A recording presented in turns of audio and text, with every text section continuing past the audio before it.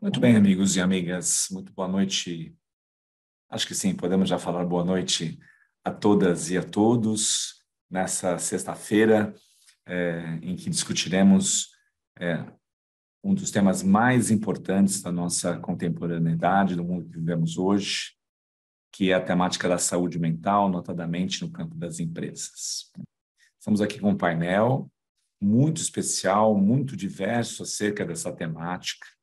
E tenho certeza que teremos aqui uma noite, né, isso até aproximadamente 20 horas, algo assim, muito produtiva, muito ilustrativa, possivelmente também muito provocativa, que é assim que deve ser esse tema em particular, acerca da saúde mental.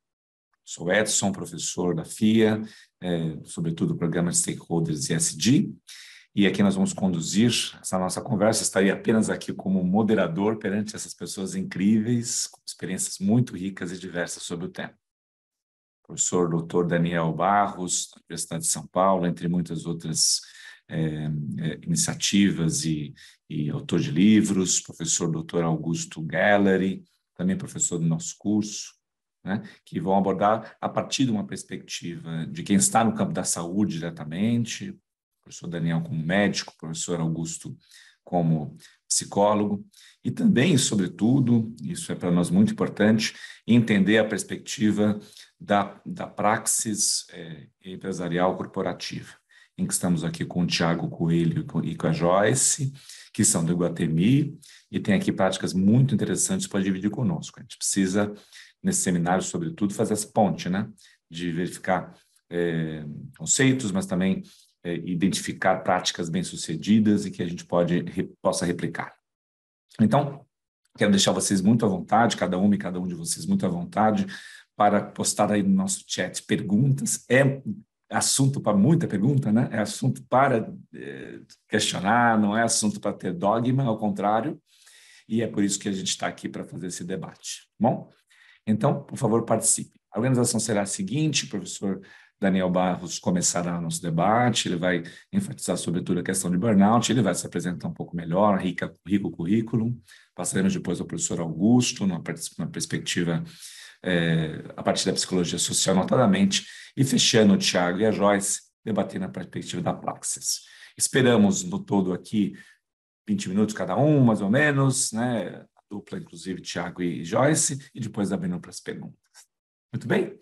Então, eu estou aqui muito ansioso para ouvi-los e ouvi-las cada um de você. Quero passar a você, Daniel, muito boa noite. Muito obrigado pela generosidade do seu tempo, por você estar aqui conosco, viu? Muito obrigado, querido. Boa noite, Edson. Obrigado aí pelas palavras. Boa noite a todos e a todas que estão acompanhando, aos componentes aí do nosso painel.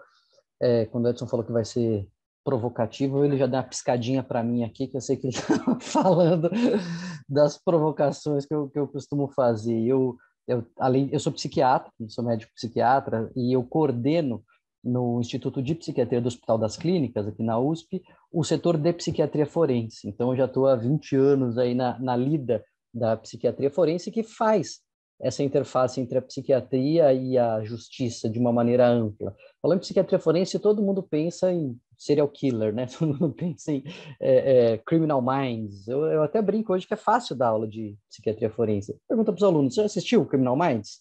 Então, não tem nada a ver, é o contrário. É fácil explicar como não é a psiquiatria forense.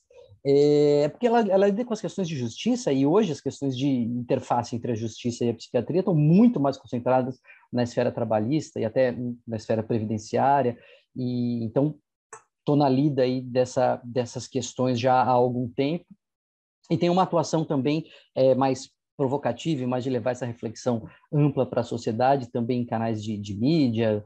Eu tenho uma coluna no Estadão já há alguns anos, um programa na Band News FM, uma coluna diária, um programa de entrevistas também na Band News FM, e um canal no YouTube, também Daniel Martins de Barros. Então, já digo, né, como os youtubers, clica aqui no sininho, né, deixa o seu like, aquela coisa toda de youtuber. Mas eu acho porque é importante a gente levar essa discussão para os muros, né, para fora dos muros da academia, e felizmente no Instituto de Psiquiatria, lá no meu na minha função, nos meus papéis lá na USP, essa foi uma incumbência que eu acabei recebendo, que eu faço com muito gosto, que é essa parte de popularização de ciência, de divulgação científica, que entra no tripé universitário, né, de extensão universitária. Então, é desse lugar que eu falo, sabe? Do lugar de um psiquiatra que está tentando e está trabalhando por esse diálogo, essa articulação com a sociedade mais ampla. E, nesse sentido, já faz alguns anos que eu falo de burnout. Eu falo como dizem na internet, eu falo de burnout antes de ser modinha, né? Que o pessoal fala. Eu já falei de burnout. Por que eu comecei a falar de burnout? Olha que interessante essa história. Eu comecei a falar de burnout porque a gente não tinha nada, e aliás, até hoje, não tem nada sobre burnout na residência médica de psiquiatria. Você faz os 6 anos de medicina e você vai se especializar na residência médica, e na residência médica de psiquiatria não se falava de burnout. Eu fui aprender na vida. Um paciente me falou, doutor, o médico disse que eu tenho burnout. Você sabe o que é isso? Eu não sabia, e fui estudar, descobri o burnout e descobri que a gente não estava tratando do tema, e eu coloquei na grade da residência no estágio de psiquiatria forense pelo qual eu sou responsável. Então, já faço algumas reflexões sobre o tema há algum tempo. Tem um artigo, inclusive, que eu resgatei esses dias, um artigo de 2017 que eu escrevi no Estadão, que eu falo sobre burnout materno e paterno, burnout em pais e mães. O que já vai abrir chave aqui para uma polêmica, né? Sobre a questão de ser no emprego, no trabalho, trabalho, não é trabalho, enfim. Mas tudo isso embolou o meio de campo quando, um pouco antes da pandemia, 2017, acho que 2018, 2019, a OMS divulgou um comunicado no qual um porta-voz, na reunião em que se estava referendando e aprovando a Classificação Internacional de Doenças em sua 11ª edição, a CID-11, que entraria em vigor esse ano, que, como de fato entrou, o sujeito lá, o porta-voz, ele disse assim, então, numa reunião de uma coletiva de imprensa, que o burnout finalmente estava constando ali, então, como uma doença ocupacional na CID-11. Foi uma avalanche. Foi uma avalanche. Meu telefone não parava de tocar, enfim, as pessoas começaram a ficar ensandecidas com essa história, e ela deu margem a muita confusão. E eu já vou dar um spoiler logo de cara aqui da história, porque o tempo passa muito rápido quando a gente está falando, e eu não posso deixar de falar isso. Burnout não entrou na CID-11. Burnout já fazia parte da CID-10 desde a década de 90. Burnout não é uma doença, mas não está na Classificação Internacional de Doenças, está na Classificação Internacional de Doenças, no mesmo capítulo em que está ameaça de desemprego, desentendimento com colegas, desentendimento com o chefe.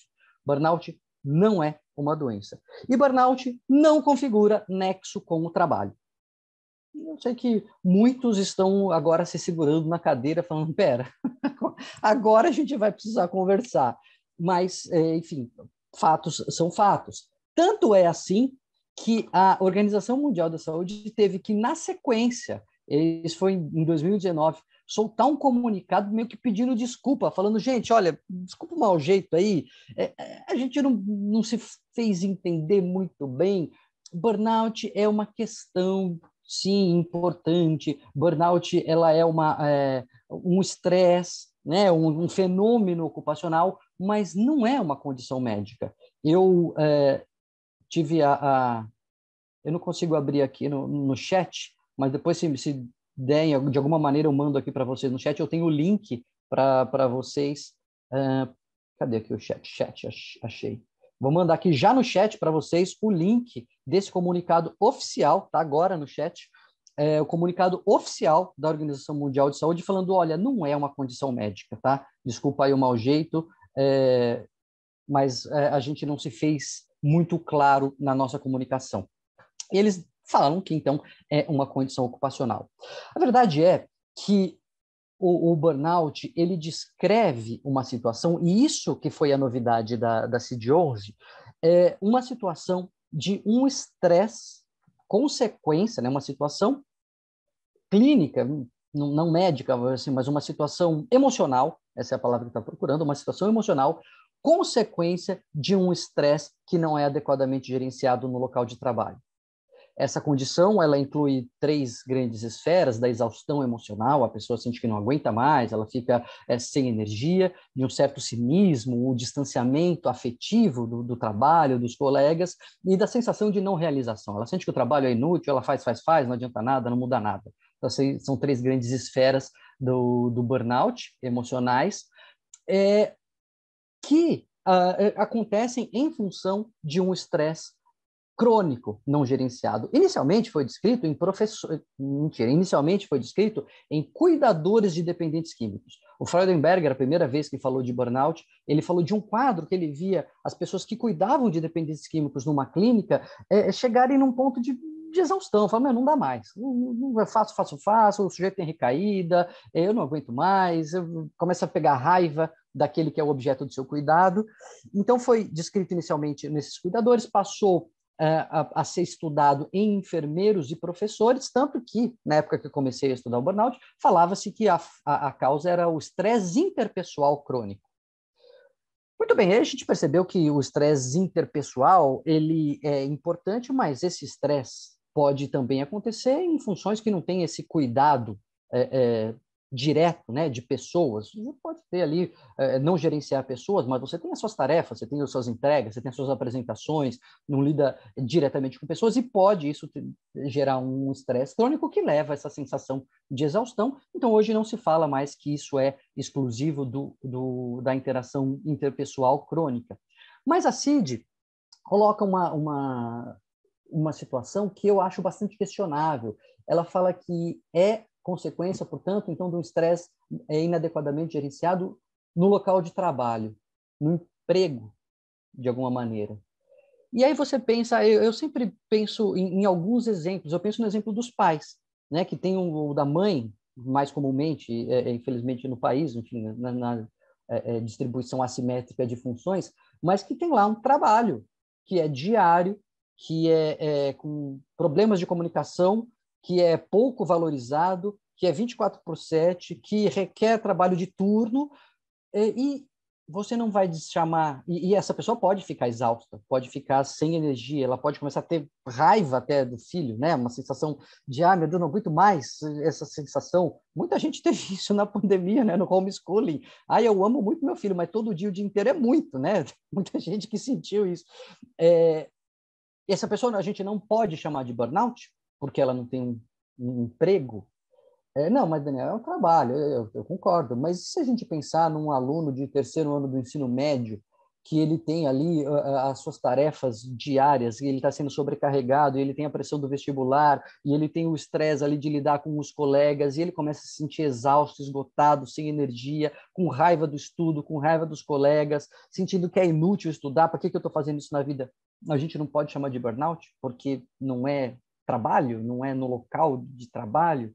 Então, tem essa ressalva que a CID faz que eu acho complicada. É óbvio que o estresse pode acontecer com qualquer um, e qualquer um pode ficar esgotado por conta de um estresse, independente de ele ser no local de trabalho. Mas como a CID fala que é no local de trabalho, então aí dá nexo, né, Daniel? Configura nexo com o trabalho. Eu já tive pacientes que me falaram, doutor, no atestado que você vai me dar aí, não dá para pôr burnout? É que meu advogado falou que aí já dá nexo. Virou nesse grau de vulgarização, né, do diagnóstico. Mas não dá nexo, eu vou te dizer por quê. Não dá nexo necessariamente, claro que pode ser. Claro que a pessoa pode estar estressada por conta do trabalho, ser culpa do trabalho, vamos colocar dessa maneira. Mas quando a gente entende como que é o mundo do trabalho e como são as relações de trabalho, a gente começa a entender o seguinte: o gerenciamento do estresse no local de trabalho não é obrigação só da empresa. O gerenciamento do estresse no local de trabalho é obrigação de todo mundo. Eu tenho um papel como funcionário, a empresa tem um papel como funcionário, os colegas têm um papel como colega. Gerenciar o estresse é uma função de todo mundo. Então, quando você coloca assim que é o estresse não gerenciado no local de trabalho, dá a impressão que então a culpa é da empresa. Mas isso não é verdade, isso não é necessário pela definição do que está lá no burnout. E também não é uma doença. Então, você colocar lá... na CID, as pessoas ficam, né, um pouco confusas, porque está na classificação internacional de doenças, então a gente acha que é doença. Mas na CID, ela codifica tudo que leva uma pessoa para um hospital. Então tem lá, assim, pessoas no hospital para pedir atestado. Está na CID. Né? Má condição de higiene está na CID. Má aparência física. Briga entre irmãos está na CID. Briga entre irmãos é doença? Né? Ameaça de desemprego é doença? Enfim. Tem até assim, acidentes com aeronaves, não, acidentes com veículos aeroespaciais. Tem umas coisas super engraçadas ali na classificação, porque é o que leva a pessoa a ir no hospital. Então, essa é uma situação que a gente precisa ter muito claro que não é necessariamente doença. Então, se der, mesmo que tenha nexo, a gente não está falando de nexo com uma doença, mas a gente está falando de nexo de uma situação vivencial. É como a gente pensar em síndrome do ninho vazio, é como a gente pensar em, sei lá, síndrome do domingo à noite, né? Que a pessoa vai ficando, ouve a música do Fantástico e vai ficando ansiosa porque está chegando a segunda-feira. São situações vivenciais desgastantes, estressantes, aversivas, prejudiciais. Eu faço essa ressalva porque quando eu digo que não é doença, as pessoas ficam bravas comigo, né? Parece que eu estou desqualificando, falando, você está dizendo que não existe, você está dizendo que não é um problema. Não, é um problema, é sério, é desgastante, pode levar ao adoecimento, está associado a infortunística, está associado a afastamento, está associado à perda de produtividade. É um problema, só não é doença. E a gente precisa entender isso por vários motivos, por questões legais, de o que vai acontecer com essa pessoa, em termos de afastamento, né, em termos de benefícios, por questões de tratamento, que remédio que se dá para burnout, para essa doença? Não tem o remédio. O tratamento, o cuidado é o gerenciamento do estresse no local de trabalho, que é função de todo mundo. Eu costumo dar como exemplo, né, uma analogia que você imagina um casal no qual uma pessoa esteja muito estressada por conta do seu relacionamento. E naquele relacionamento ela está angustiada, ela está desgastada, ela está assim realmente esgotada por conta do relacionamento. Se não for um relacionamento abusivo, né, se não for uma coisa tóxica, uma coisa de alguém fazendo o outro sofrer, a gente dizer que ela está desgastada com o relacionamento não significa que a culpa é do outro. Significa que aquele encontro não está dando certo, que aquele encontro precisa ser revisto, precisa ser ajustado, precisa ser azeitado, se for possível.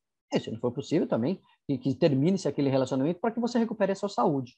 Então, o tratamento e a abordagem do burnout, ela vai precisar, obviamente, dessa intervenção, de uma intervenção no gerenciamento do estresse no local de trabalho. Portanto, gente, burnout não é doença. Então, retomando o spoiler do começo, que agora está justificado, não é doença mesmo estando na CID, ele descreve ali uma situação vivencial atrelada, no caso, ao trabalho, o que eu já acho questionável, porque outras situações podem levar a um quadro igualzinho.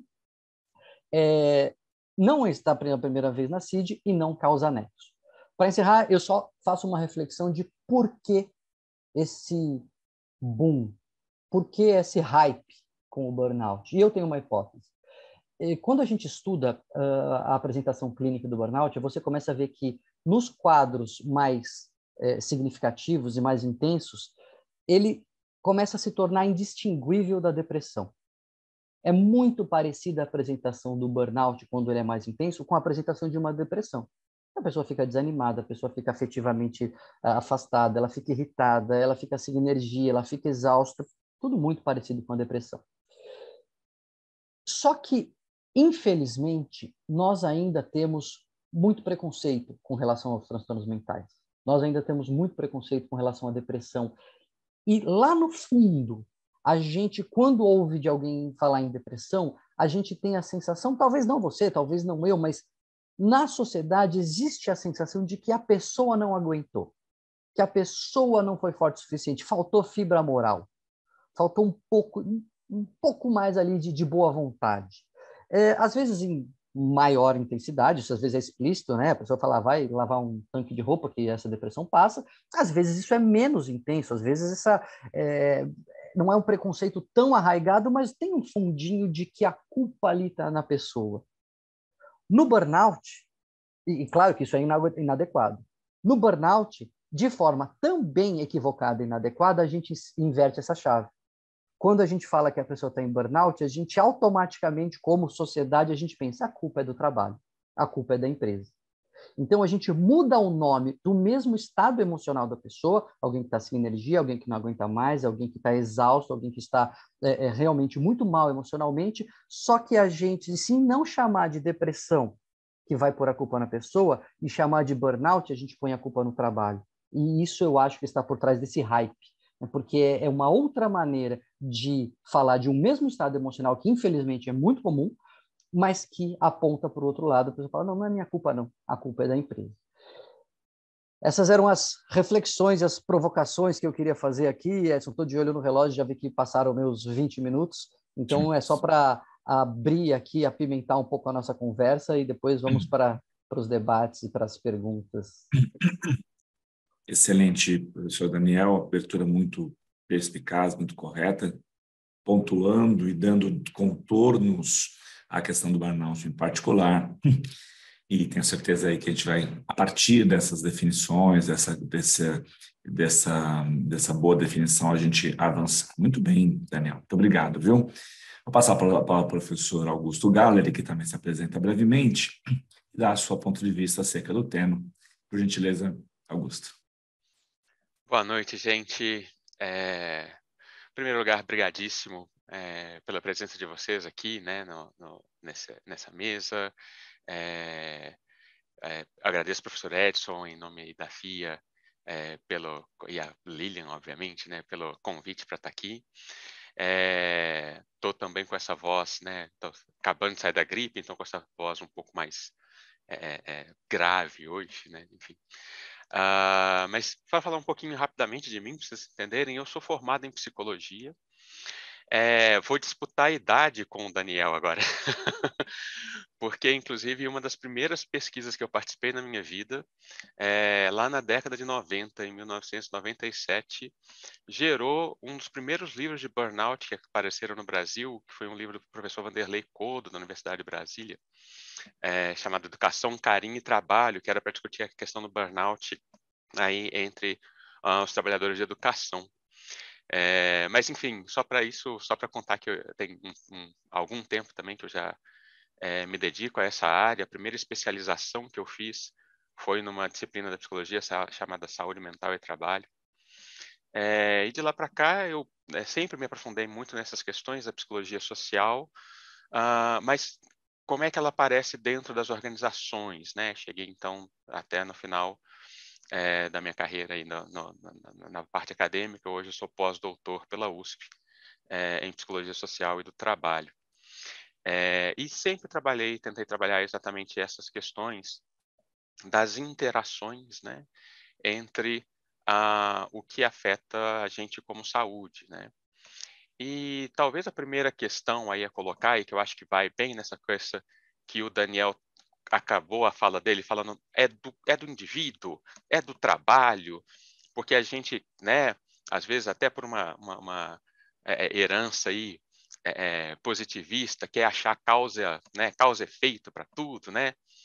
E a gente esquece que no fundo, saúde mental é uma questão de relação, portanto, uma questão sistêmica, né? Não existe ninguém que fica doente né, mentalmente, né, tem sofrimento doente que não tenha algo a ver com a participação social que ele tem, ou com a falta de ser enxergado dentro dessa participação social, ou com as relações e as pressões e influências que o social, um social desde o mais amplo, como por exemplo a pressão que cada um de nós temos para participar, né, do nosso condomínio e da nossa cidade, até as nossas relações mais íntimas, né?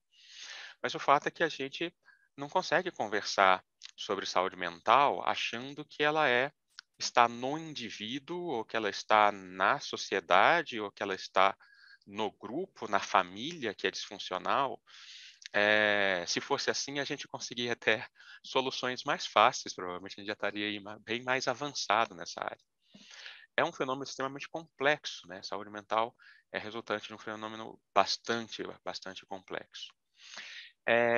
Para, né, tentar resumir muito rapidamente, eu vou chamar atenção para 4, né, destes componentes que estão incluídos neste quadro, que provavelmente não são suficientes para explicar todos os quadros, mas que são talvez pelo menos necessários para a gente entender a nossa possibilidade de atuação.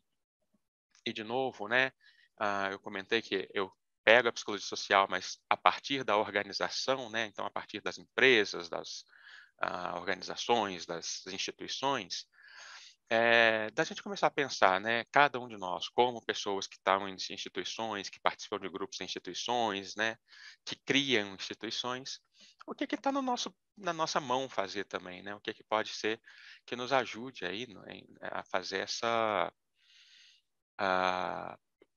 pelo menos tentar fazer essa prevenção à doença, ou melhor dizendo, né, tentar ajudar as pessoas a terem bem-estar, né, para pegar aí uma definição mais atual aí, né, da OMS, por exemplo, né, que em vez de ficar pensando só, não, saúde é não ter doença, não, saúde é ter e poder buscar o seu bem-estar, né.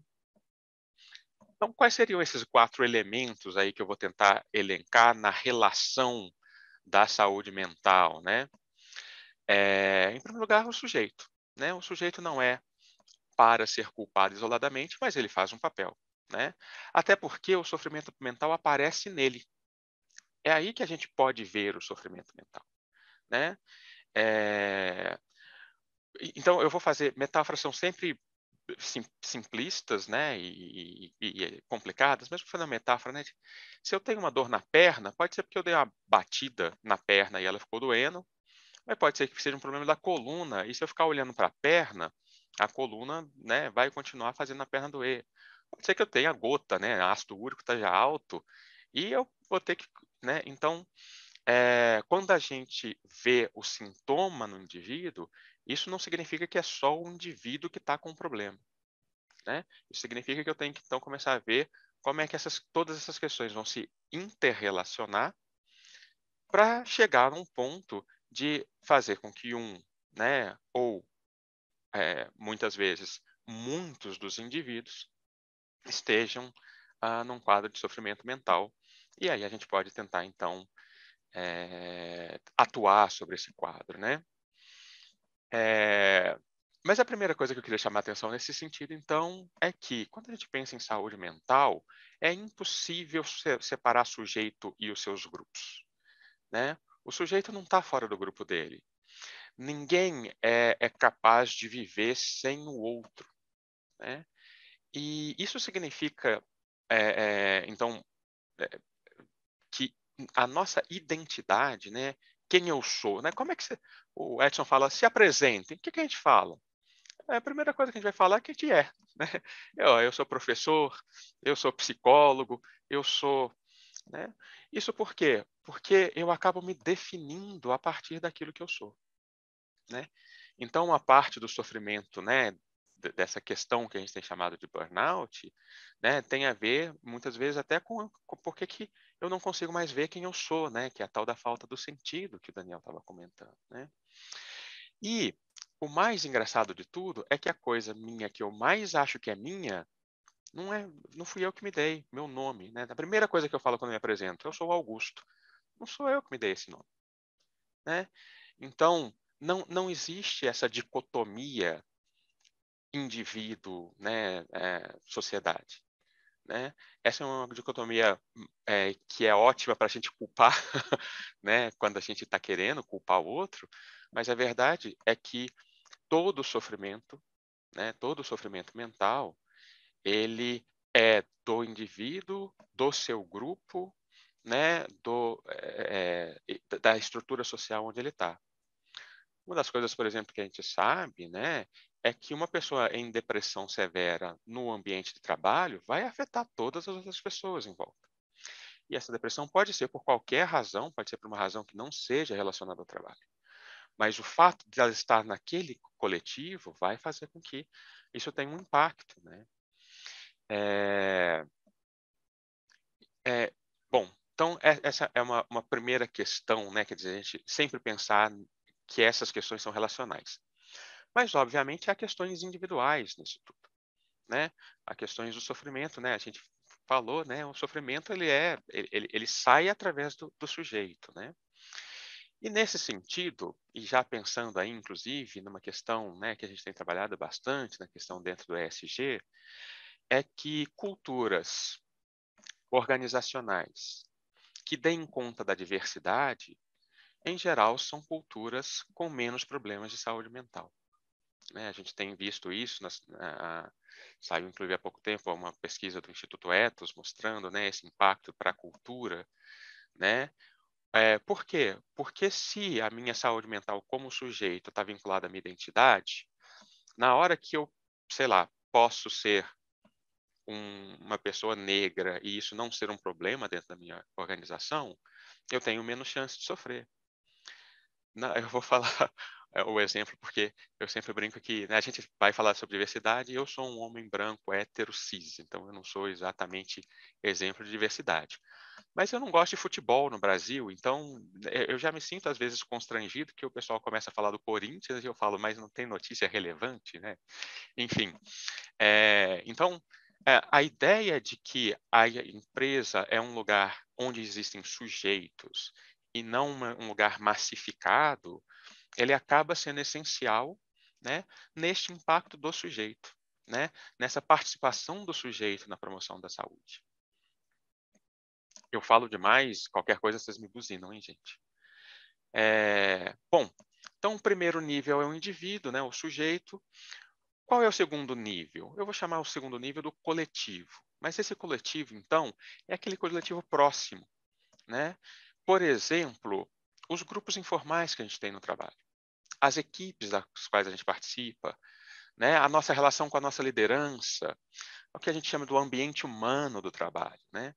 Então, são as pessoas que a gente, em geral, tem contato durante o nosso trabalho, com as quais a gente, em geral, troca informações, etc. E que, inclusive, fazem aquilo que a gente vai chamar de nosso reconhecimento, né?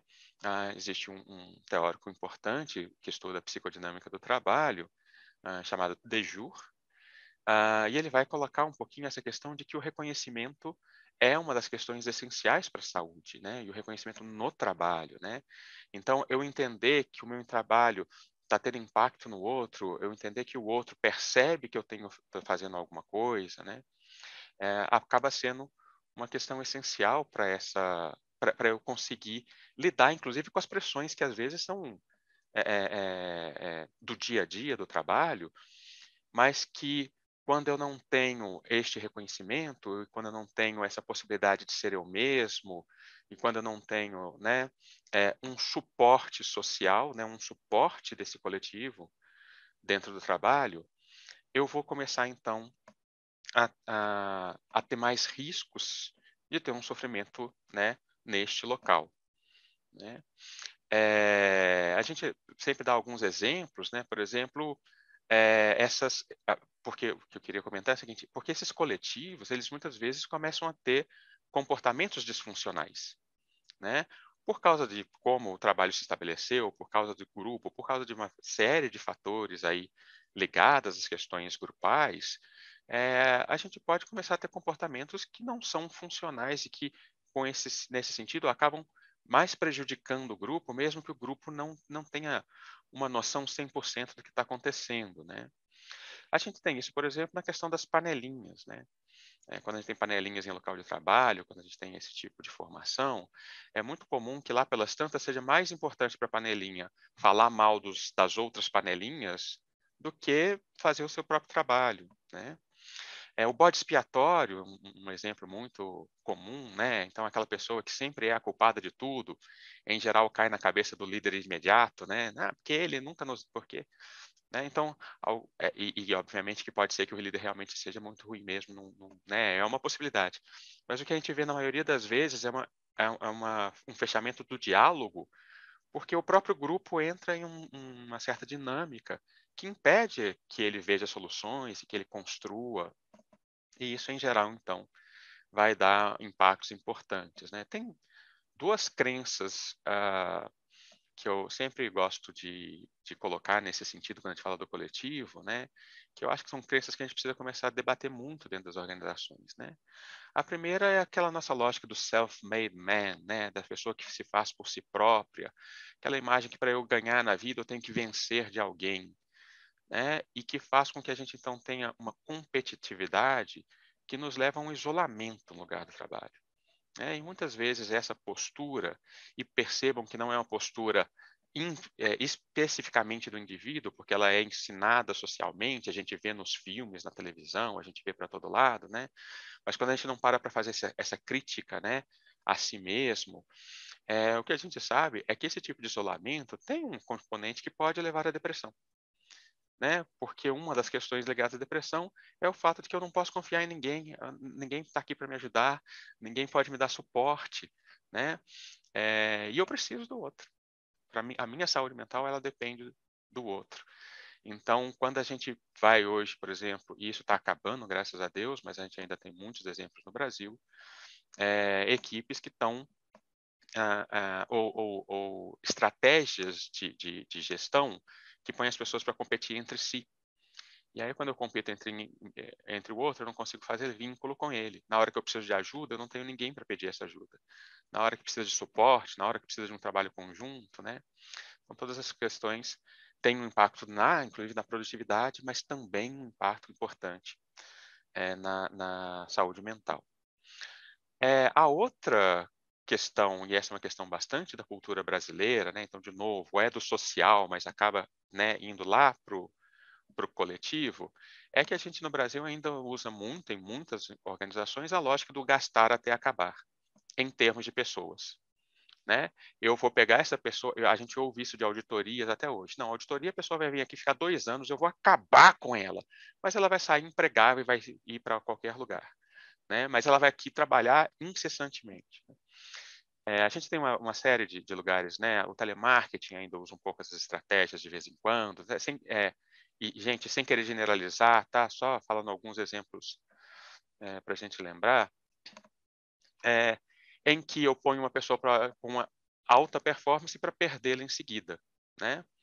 Como se, em primeiro lugar, demitir uma pessoa e contratar outra fosse algo simples, fácil e produtivo, né? Como se eu não fosse perder muito dinheiro até conseguir uma pessoa que esteja com a performance que seja, sei lá, metade daquela que a pessoa estava dando. Né? Então, a gente ainda tem essas lógicas e vejam, né, como é que elas são amparadas em determinadas crenças que a gente traz, né? Né, aqui não é para se divertir, aqui é para trabalhar mesmo, e aqui não é, né, enfim, uma série de crenças que a gente ainda vai e que, obviamente, no nível do coletivo, vai ter um impacto severo na nossa saúde. Né? O terceiro ponto que eu queria trazer é sobre a organização do trabalho em si. Né? A organização do trabalho, a gente está falando aqui da parte concreta, ou eu vou dizer aqui supostamente concreta do trabalho. Né? Os processos que eu tenho que fazer, as atividades que eu realizo, os recursos que estão disponíveis para mim, até os fatores ergonômicos. Né? Então, se eu faço processos que eu não sei o significado, se eu faço processos, se eu não tenho recursos disponíveis, isso tem um impacto. Né? Obviamente que há toda uma negociação nisso tudo, né? A gente não tem um mundo perfeito hora nenhuma, mas é básico do tipo, se eu preciso de um computador para fazer meu trabalho e o computador leva 15 minutos para ligar e mais 12 minutos para abrir o Excel, esses 25 minutos vão ser 25 minutos ruins em termos de saúde mental. Vão ser 25 minutos de ansiedade, ou que eu não vou estar trabalhando, ou que eu vou estar em ansiedade, ou que eu vou estar sendo cobrado por coisas que eu não consigo fazer. Né? Então, a gente está falando aqui de uma série de questões que têm impactos porque elevam a ansiedade, porque elevam a sensação de fracasso no trabalho, né? um processo mal feito, por exemplo, muitas vezes um processo desorganizado, em que no final do dia eu acabo com mais trabalho do que comecei, isso vai levar a uma determinada ansiedade que, né, vai gerar um desconforto em relação ao trabalho, né? Mas por que eu coloquei esse supostamente no meio? Porque esses processos, esses recursos, muitas vezes eles são planejados também a partir de determinadas crenças organizacionais que a gente tem, que já deveriam ter sido superadas. Por exemplo, a ideia de que gerir pessoas é controlá-las. É controlar o tempo de banheiro delas, é controlar os processos que elas vão fazer, ela não pode dar nenhuma sugestão, manda quem pode, obedece quem tem juízo, né? Então, são questões aí que refletem-se na organização do trabalho, né? Mas que, de novo, estão lá no social. O último fator que eu queria trazer nesse sentido, então, é o próprio social. Né? É o fato de que, então, nós, como pessoas, como indivíduos, como grupos coletivos, como organizações, a gente também precisa estar fazendo uma reflexão ética a respeito daquilo que é social. Né? Não simplesmente aceitar o mundo é assim e pronto. Né? Porque é nesse social que está a pressão que não nos deixa mudar. Então, é por isso que, enfim, a gente tem que questionar algumas crenças que a gente tem no Brasil, em vários lugares do mundo, mas a gente está falando mais especificamente, né? Por exemplo, essa ideia de trabalho como sofrimento, necessariamente, né? Trabalho é o desprazer, né? Aquela questão, né? O trabalho é a punição que eu tenho que passar, né? O purgatório que eu tenho que passar para chegar no paraíso, que é o fim de semana, né? A gente precisa começar a questionar essas coisas. Porque enquanto isso for uma regra social, vai haver sofrimento. Né? E a gente tem uma série de questões ligadas a isso, que estão na mão das organizações, como é que eu dou sentido para que as pessoas estão fazendo. Né? Eu vou dar um exemplo muito rápido aqui, que é o exemplo da Fiat, que trabalhava com as pessoas, né? E a gente tem questões que a gente pode fazer, mas, né, discussões que a gente pode fazer, mas que ela falava, olha, você não está aqui soldando um chassi, você está aqui realizando o sonho de alguém, porque o sonho de brasileiro é ter carro. Ele está falando isso aí, já está um pouco desatualizado, né? Isso é uma experiência da década de 90 que eu tenho, na verdade, mas com essa questão de, puxa, o meu trabalho é importante, né? O meu trabalho tem impacto social. Hoje as coisas mudaram um pouquinho, né? Quando a gente pensa nesse impacto social, por exemplo, a gente pensa em poluição, a gente pensa em meio ambiente, etc. e tal. Mas essa coisa de eu só trabalho, o trabalho é só para mim mesmo e a punição, o castigo que eu tenho que aguentar para ter um prazer depois. Então é só individual e só para eu ter, né, a minha sobrevivência. Enfim. Uma outra crença que eu acho que uma hora dessas a gente vai ter que questionar no Brasil é a crença de evitar conflito. Porque para a gente no Brasil, evitar conflito não é resolver o conflito, é silenciar o conflito. E conflito silencioso leva a sofrimento, né? Leva a esse sofrimento no indivíduo. Né? Então, a gente precisa começar a superar essas questões, né, de como é que a gente pode conversar e tentar resolver os nossos problemas, né? Que quando eu apresento para o meu chefe, né, ou para a minha liderança um problema, não é porque eu estou questionando o que ele falou, é porque eu estou tentando trabalhar o melhor possível, né? Enfim. Então, para encerrar aqui, que eu acho que já devo estar me excedendo um pouquinho, né? Eu queria falar aqui de 3 pontos de vista, né? O que eu tenho pensado que são importantes hoje em dia, né? Então, a gente pensar de um ponto de vista bem utilitarista, né? Bem assim, o que a empresa precisa, o que a empresa busca, né? Uma empresa que não consegue dar um bem-estar para os seus funcionários, ela primeiro está perdendo produtividade, porque a gente tem impactos grandes, né? Da ansiedade, pessoas com dificuldade de tomar decisão porque não conseguem, né,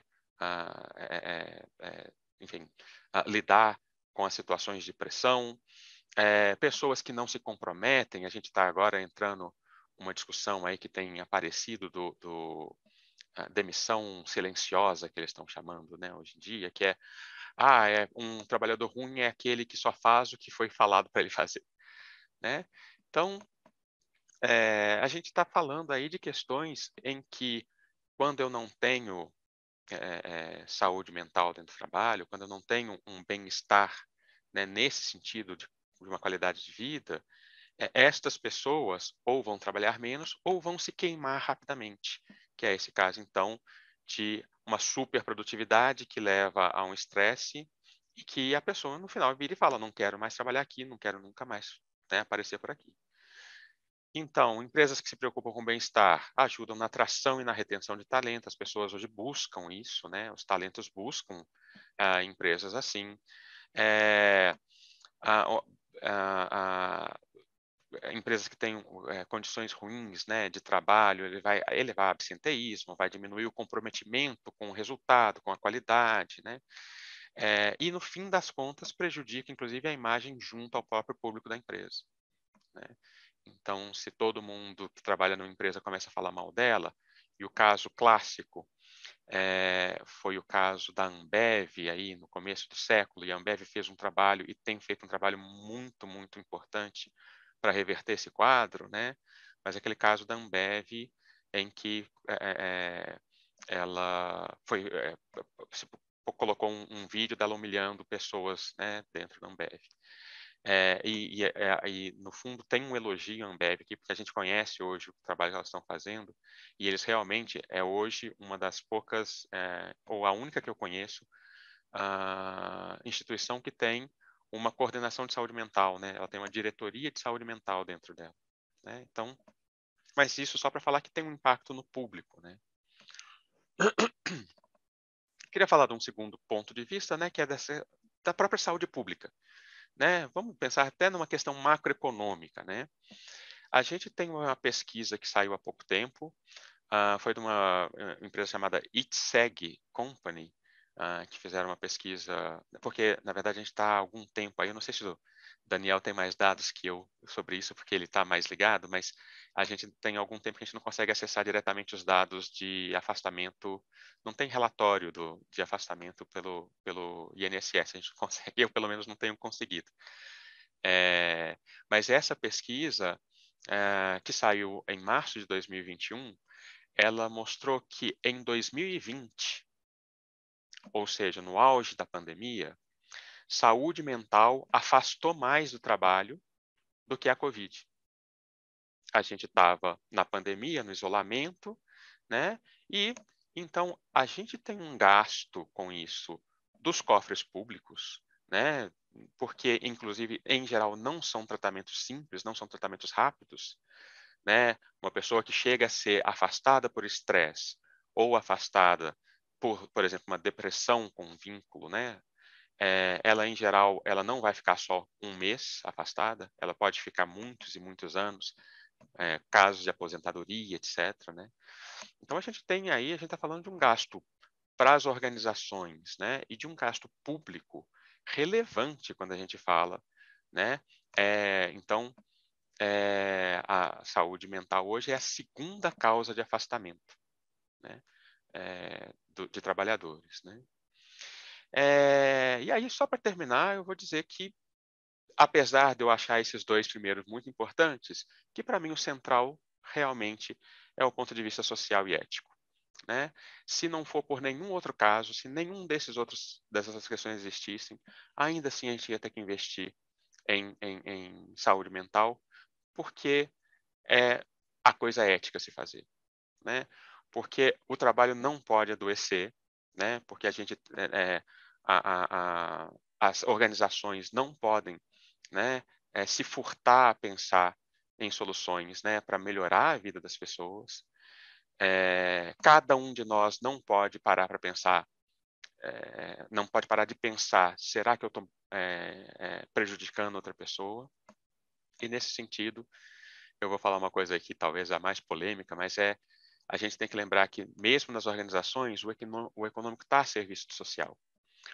Uma organização, nos dias de hoje, que só gera dinheiro e não tem nenhuma questão social, e não, né, seja por qualquer lugar, está afetando o social, ela é uma organização, no mínimo, desatualizada. No mínimo, que está no passado, né? É por isso que eu acho que saúde mental está dentro do ESG, tá? Está dentro lá do nosso social. Promover saúde mental e bem-estar. Né? A gente sempre lembra lá dos Objetivos de Desenvolvimento Sustentável, né? A meta 3.4, que vai falar promover saúde mental e bem-estar é uma das nossas metas, né? E isso significa que, como todo projeto de ESG, precisa estar na gestão estratégica. Precisa estar naquilo que é o mais alto da empresa, né? Eu acho que com o envolvimento de gestão de pessoas, sim, gente de RH tem sensibilidade para isso e precisa estar envolvida nisso. Eu acho que tem que ter um envolvimento direto de todas as lideranças, que vai lá do presidente, do CEO, até o supervisor da produção. Todas as pessoas precisam saber que elas têm este papel de estarem atentos à saúde mental, né? Mas é isso, né? Saúde mental primeiro, é uma questão emergencial, e segundo, é responsabilidade de todo mundo, de absolutamente todo mundo, né? Independente de se eu estou pensando como indivíduo ou como presidente da empresa. É isso, gente. Obrigado. Passei muito aí, desculpem, mas obrigadíssimo pelo espaço. Excelente, querido Augusto. Muitíssimas boas colocações. Como sempre, e sem surpresas, né? Densa, curiosa, instigante, certo? Muito obrigado aí, professor, pela sua fala. Então, dando sequência, seguindo nosso planejamento, eu vou passar para a Joyce, inicialmente. Pode ser, Tiago, Joyce, como é que é a ordem entre vocês aqui? Acho que... A Joyce, por favor. Obrigada. Então, a Joyce, que tem uma atuação em recursos humanos no Iguatemi muito rica, e é uma organização que a gente aprendeu a admirar, também por interface que tem com o nosso programa, e queria te agradecer, Joyce, também pela presença e te passar a palavra. Eu quem agradeço o convite. Bom, vou me apresentar brevemente. Sou a Joyce Leal, estou gerente de remuneração e recompensas na Iguatemi, também fico responsável por benefícios, saúde e qualidade de vida. Sou mãe de um rapazinho de 9 anos, então tenho aí esse desafio de como estabelecer esse equilíbrio de vida pessoal, mãe e trabalho. É possível, é gostoso, mas ele é desafiador. E na Iguatemi, eu fiz uma transição de carreira, eu sempre trabalhei na área de operações, voltada para varejo. Em 2010, fiz a minha transição para recursos humanos na Iguatemi. Na Iguatemi, a gente implementou, desde 2017, 2018, a gente começou a idealizar um programa de saúde. Em 2019, a gente implementou um programa que chama-se Programa Saúde Iguatemi. Esse programa nasceu com o objetivo de fomentar a humanização, saúde e o bem-estar das nossas pessoas, construindo entregas muito sustentáveis e alinhadas, e a gente reformulou, alinhadas ali ao ODS 3. Dentro desse programa, como que a gente formatou? Inicialmente escutando os nossos colaboradores. A gente começou o programa com uma pesquisa de perfil de saúde. Então, a gente divulgou soltou uma pesquisa para todas as nossas pessoas. A gente tem uma adesão muito boa nessa pesquisa. Ela é realizada anualmente, então, desde 2019, a gente realiza essas pesquisas. A gente tem adesão de 80%, 82% da nossa população. E, através da pesquisa, a gente começou a mapear o que seria prioridade. O tema saúde emocional foi um dos temas que a gente colocou na nossa pauta. A pandemia acelerou, né, esse nosso desenvolvimento. Desde a implantação do nosso programa, a gente conseguiu resultados bem satisfatórios nas nossas afirmativas de bem-estar e de equilíbrio de vida, dentro das nossas pesquisas internas, né? O que a gente começou a observar e o que a gente iniciou o trabalho? Identificar o que causava os afastamentos, quais eram as principais preocupações dos nossos colaboradores, e criar ações, desde ações simples, né, de o que ele precisa numa saúde financeira. A gente percebeu que muitas das nossas pessoas, o emocional, ele era atingido pelo financeiro. Então, quando eu não tenho como me manter, como eu não tenho como dar condições melhores para a minha família, às vezes eu estou com uma dificuldade em casa, como eu consigo apoiar esse colaborador sendo empresa? Qual é a minha responsabilidade? Qual é o meu papel? E eu estou vendo, né, dentro do RH, a gente tem um pouco dessa informação de que quem é o colaborador que às vezes está indo até um banco e se endividando. E esse endividamento, ele vira uma bola de neve. E se você não está bem financeiramente, você não consegue trabalhar bem. Porque esse financeiro, ele vai gerando, assim, outros impactos.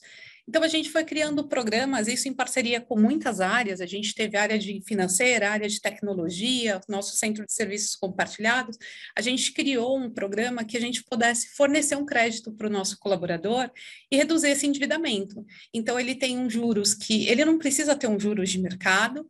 Como que eu subsidio isso? Como eu consigo dar um pouco mais de conforto de uma forma menos burocrática? Então, a gente começou a criar programas assim.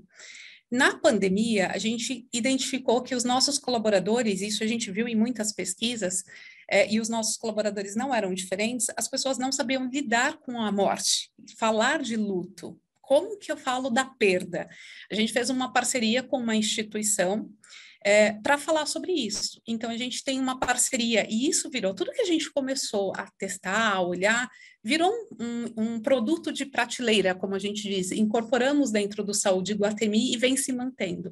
Então, a gente começou a oferecer suporte psicológico para os nossos colaboradores enlutados, que perderam algum familiar, ou a gente, graças a Deus, tivemos pouquíssimos casos de perdas na pandemia, para os familiares dos nossos colaboradores. Então, como a gente consegue suportar? E esse suporte para enlutados, a gente ampliou. Então, é um trauma, eu tive uma violência doméstica, porque esse colaborador, a saúde emocional não está bacana quando ele chega aqui. Como que a gente suporta? Então, a gente passou a ofertar isso para os nossos colaboradores. E muitos deles, às vezes, não têm uma condição financeira favorável, né? A gente tem uma condição de privilégios, nem todos conseguem ter. Como que a gente suporta? Como a gente vai subsidiando? Dentro dessa pesquisa anual, a gente vem olhando e identificando qual é aquela área mais estressada, quais são os meus estressores, o que que a gente pode fazer. E a gente tem tem algumas ações que a gente vai colocar agora, rolloutar nos próximos dias, né? A gente já tem algumas saindo do forno, então a gente vai oferta para as nossas pessoas e passa a ofertar terapia. Então, toda parte, uma plataforma para a saúde emocional, a gente tem os programas de gestão de estresse para formar primeiro as lideranças. E a gente está entrando com um programa que é de agentes de bem-estar. O que é esse programa? Como a gente forma pessoas para nos apoiarem nas nossas localidades, para suportar os nossos colaboradores. Mas o mais importante, acho que, do programa, e para a gente conseguir ter sucesso no Saúde Iguatemi, é a participação das principais lideranças. Quando a gente vai falar de saúde, eu brinco que todos os fóruns, os comitês que a gente entra, eu sempre entro com uma pastinha e falo, meu Deus, vou pedir, né? Então, custa caro. O primeiro momento, a empresa tem que estar disposta a investir, mas você consegue ter indicadores de retorno. Hoje a gente tem uma rotina que a gente tem comitês bimestrais, trimestrais com as operadoras de saúde, onde eu mostro, olha, como empresa, a gente está fazendo a nossa parte, então você tem que me apoiar do outro lado. Então a gente consegue ter esse retorno. Mas acho que até passando aqui também para o Thiago, tem um papel muito forte da liderança. A gente precisa que os nossos principais executivos, todos os programas que a gente implementa, primeiramente a gente informa o nosso CEO, aprova com nossos comitês, divide com os nossos executivos, eles precisam estar engajados. Quando a gente fala de saúde emocional, a liderança precisa estar engajada, a gente precisa envolver a liderança. Ainda é um tabu, né? Diferente de, olha, quebrei meu braço, está aqui o braço quebrado. Quando você fala de saúde emocional, materializar isso é muito difícil, né? Então, você precisa que o gestor deixe a pessoa confortável, gere um ambiente de segurança psicológica para que a pessoa possa se colocar. É muito difícil, tem colaboradores que conversam com a gente que ele não consegue dizer o que ele sente, né? Até para a gente direcionar qual ajuda ele precisa. Então, a gente precisa capacitar ali os gestores para ter essa escuta mais ativa. E algo que a gente vem trabalhando é quem cuida do cuidador. Então, como a gente cuida como área de recursos humanos, a gente precisa, primeiro, né, buscar dar o exemplo e estar bem para cuidar do outro. Então, eu brinco com a minha equipe e falo, às vezes eu não sou o exemplo, eu preciso ir embora.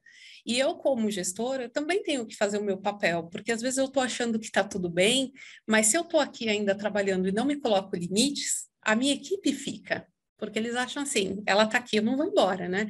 E isso, de forma acumulativa, como impacta nas pessoas? Então, a gente tem feito um pouco dessa reflexão de como a gente pode atuar e formar as nossas lideranças e também fazer o nosso papel dentro da sociedade. Como a gente modifica? Quais são os recursos que a gente tem aqui dentro da empresa que a gente pode ofertar para os nossos colaboradores? O resultado é muito positivo, a gente percebe nas nossas pesquisas e a gente consegue, depois de um tempo, ter o retorno financeiro, porque quando você chega para levar a primeira proposta, pode gerar um susto, mas você consegue, de forma muito rápida, ter um retorno sobre isso. E aí, assim, maior parceiro são as lideranças. Passo aí para o Thiago, né, Thiago? Obrigado, Joy. Bom, prazer. Meu nome é Thiago Coelho. Para quem não estiver me vendo, e para ser bastante inclusivo, eu sou uma pessoa de 1,80 m, apesar de vocês só estarem vendo um terço da minha pessoa aqui no vídeo agora. Sou branco, de olhos castanhos, cabelo loiro, já com algumas mechas brancas devido à estrada percorrida. Com uma camisa branca e com uma jaqueta azul marinho com um fundo do céu brilhante de São Paulo que não reflete a realidade do nosso dia de hoje, que está bem chuvoso e frio aqui na nossa cidade. Prazer estar aqui com vocês e essa missão de falar depois de várias feras aí do caminho, mas foi interessante o convite e eu agradeço a FIA pelo convite de participar dessa reunião, porque acho que é importante a gente descer esse nível que é quando a gente está no dia a dia realmente, porque se a gente tem mentes brilhantes pensando em como a gente consegue melhorar a qualidade de vida das pessoas nessa integração entre o trabalho e o fora do trabalho, né? E o RH trabalhando para que essa construção seja feita do ponto de vista de rotinas, de processos, de estrutura, de ferramentas, de benefícios e assim por diante. Se a liderança não tiver comprada e os times para baixo também não absorverem essas mudanças e essas ferramentas, nada disso funciona no ambiente de trabalho, né? Então, eu dividi a minha fala aqui, acho que em duas partes importantes e como o Augusto, eu vou falar como o Augusto, como o Daniel, eu vou falar algumas coisas polêmicas aqui, que eu acho que provocam a discussão depois, né? Tem um lado muito importante que a Joyce falou, que é o lado da liderança, né? Os líderes da companhia que necessitam trabalhar por um novo caminho de um novo mundo que a gente está vivendo como sociedade, inclusive como uma sociedade pós-pandemia que impactou a vida de todos, né? O primeiro passo, obviamente, é um trabalho muito conjunto que a liderança, desde o CEO, desde do conselho de administração, tem que fazer junto com o time de recrutamento e seleção da companhia, que é um trabalho mais apurado da escolha correta dos líderes que entram e de como a gente transforma os líderes que estão. Isso, para mim, é algo fundamental. A liderança da companhia precisa refletir quem a companhia, o que a companhia acredita como o futuro do negócio e como o presente do negócio, tá? Então, isso é parte do que a Joy falou, de todas essas adoções de novos compromissos em relação a benefícios dos nossos colaboradores, passa por esse trabalho conjunto da liderança. O líder tem um papel muito importante, atual, dentro das organizações, que ele não é da companhia. Ele é da pessoa, como falou o próprio Daniel e o Augusto falaram, que é o autoconhecimento. Isso é seu, né? Isso é seu como líder. É você conhecer as suas limitações as suas sombras e a sua luz, né? Como diz a nossa vice-presidente de recursos humanos aqui, para que você consiga trabalhar dentro dela e criar dentro do seu ambiente de trabalho o caminho para que isso possa se potencializar, no caso da sua luz, e você conseguir trabalhar ao máximo a sua sombra para que ela não afete o ambiente de trabalho nesse caminho. Nesse processo de autoconhecimento, ele te ajuda a como você lidera os times do ponto de vista de seu exemplo para o que você faz, tá? Em 2016, eu me divorciei. Antes da minha ex-mulher saber do meu divórcio, as primeiras 4 pessoas que eu chamei foram o meu time de diretos para sentar comigo para dizer: eu vou me divorciar, nos próximos meses eu vou passar por um período muito difícil da minha vida e isso vai acarretar sentimentos, ações e comportamentos meus que às vezes não estão sob o meu controle e eu preciso da ajuda de vocês. esse comportamento da liderança ele é importante porque ele dá o tom do comportamento da organização e de algo muito importante que eu queria fazer naquele momento e que os líderes precisam fazer na organização, que é criar um ambiente seguro entre a liderança e os times, para que esse ambiente possa nutrir a segurança das pessoas poderem denunciar abusos, poderem expressar os seus sentimentos, poderem expressar os seus medos, as suas dores, e isso ser transformado em algo que une o time. Tem uma formulazinha do professor chamado Dan Pink, que ele é do MIT, que ele diz o seguinte: frequência gera confiança, confiança gera eficiência.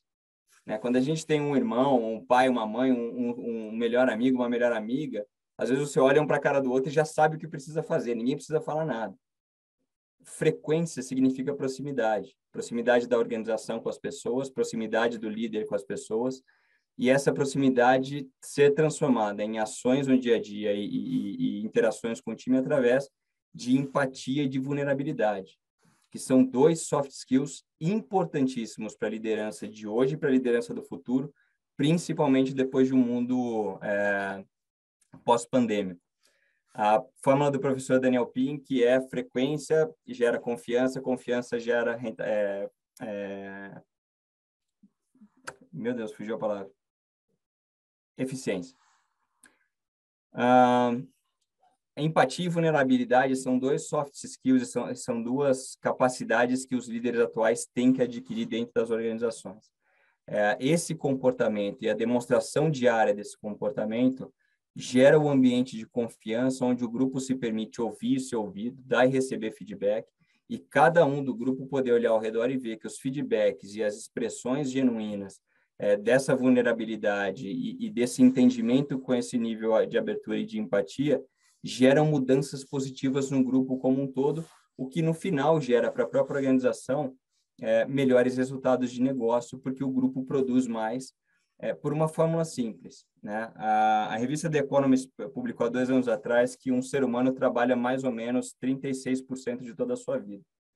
Então, é matemático que se nós formos infelizes no trabalho, nós seremos infelizes na nossa vida pessoal. É muito difícil que isso seja dissociado, porque nesses 40%, inclusive, 38%, você está quase 8 horas por dia dentro de um ambiente de trabalho, que é mais do que você passa com a sua família nesse período que você está trabalhando. Então, se as organizações não tiverem consciência de que você disponibilizar um ambiente seguro para as pessoas poderem trabalhar, um ambiente que ele seja diverso o suficiente, flexível o suficiente para que cada um possa trabalhar dentro de uma igualdade de condições, que é trazida através de equidade, que é fornecer as ferramentas corretas para cada pessoa dentro disso que eu falei, dificilmente essa empresa vai ter uma produção em outro nível. Então, não à toa a Iguatemi toma essas decisões nos últimos anos para ter essa proximidade com os funcionários. E para fechar a minha fala, dentro disso, entra a segunda parte, que é a diferença e a diferenciação que todos nós, como profissionais, temos que ter entre o eu e a organização. Porque isso gera, como acho que foi o Augusto que mencionou um momento, as frustrações do dia a dia que a gente tem, que podem levar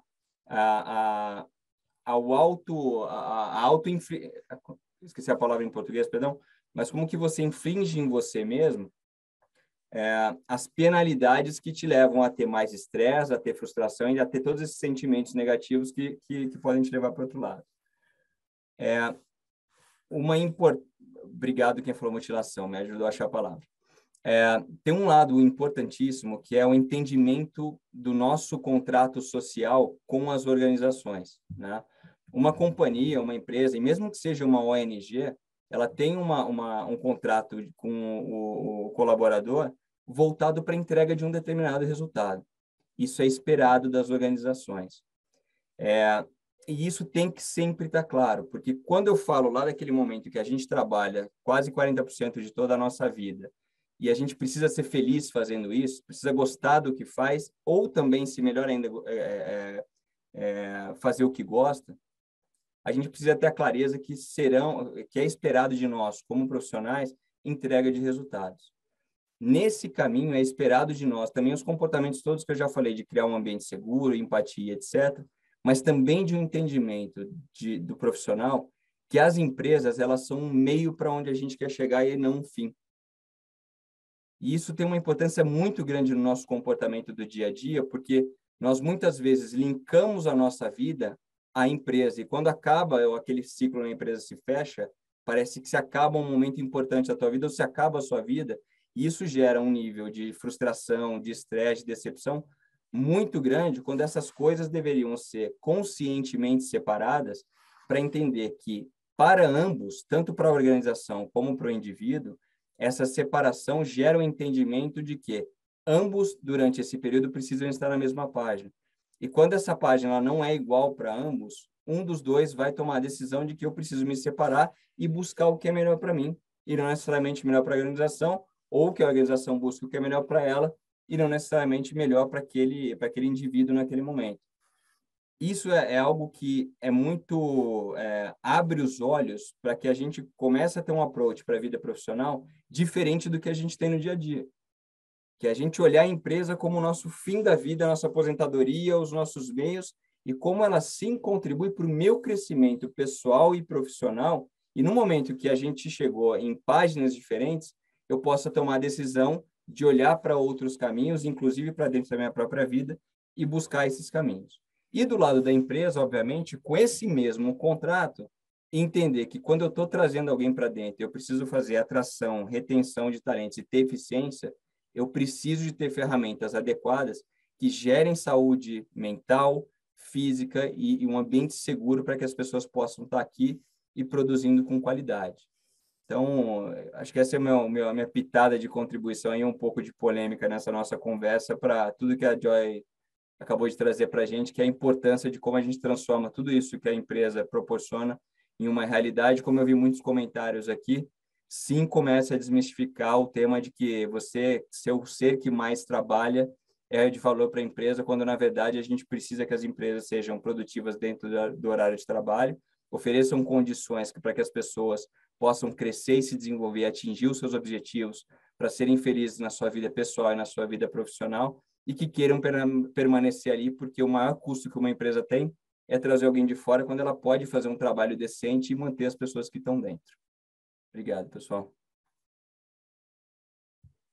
Super agradecido também, Tiago, pelas suas colocações, não somente densas, mas também aplicáveis, colocadas diante do ambiente do trabalho concretamente, de quem está aí numa posição, no local de fala, de quem está na posição executiva em Iguatemi. Obrigado a vocês dois, viu, Joyce e Tiago, e também dando sequência aí ao agradecimento também ao Iguatemi. Então, cabe a mim agora, em cerca de 40 minutos, né, pouco menos, pouco mais, a gente fazer aí um debate sobre as questões. Eu estou aqui polvorosa com as minhas questões, certo? Um monte de, enfim, provocações de cada um de vocês, que foi, inclusive, o ponto em comum das falas, né? Todos provocando um certo aspecto dessa questão. Eu vou tomar a liberdade de fazer a primeira abertura e depois encaminhar as questões mais específicas que muitos dos colegas aqui colocaram, inclusive alguns professores também do nosso programa que estão entre nós. Que é sair, vamos dizer assim, um pouco de fora para dentro, que é, digamos assim, como é que a gente considera o mundo do trabalho hoje, né? Uma das características que a gente vê no mundo empresarial é a sua rapidez, não é isso? Se tivéssemos aqui um olhar dos anos 70, 80, tenho a impressão que as pessoas não eram tão aceleradas, né? Isso, na perspectiva de suas vidas pessoais, mas também do trabalho. E não só a aceleração, mas eu adicionaria isso um pouco da liquidez, né? Da coisa que não fica parada, da lógica de que tudo se transforma, que se não for inovador, se não mudar produtos, perspectivas, formas, processos, etc., nossa empresa não vai bem. Queria entender de vocês um pouquinho sobre este aspecto, né? Como é que esse mundo que muda, e a mudança parece ser a única coisa que não muda, afeta as nossas vidas, do ponto de vista, obviamente, do tópico de hoje, a vida emocional, né? Aliás, a Joyce destaca a ideia da saúde emocional, né? Essa é a expressão que ela utiliza. Eu não sei quem gostaria de começar elaborando um pouquinho essa questão.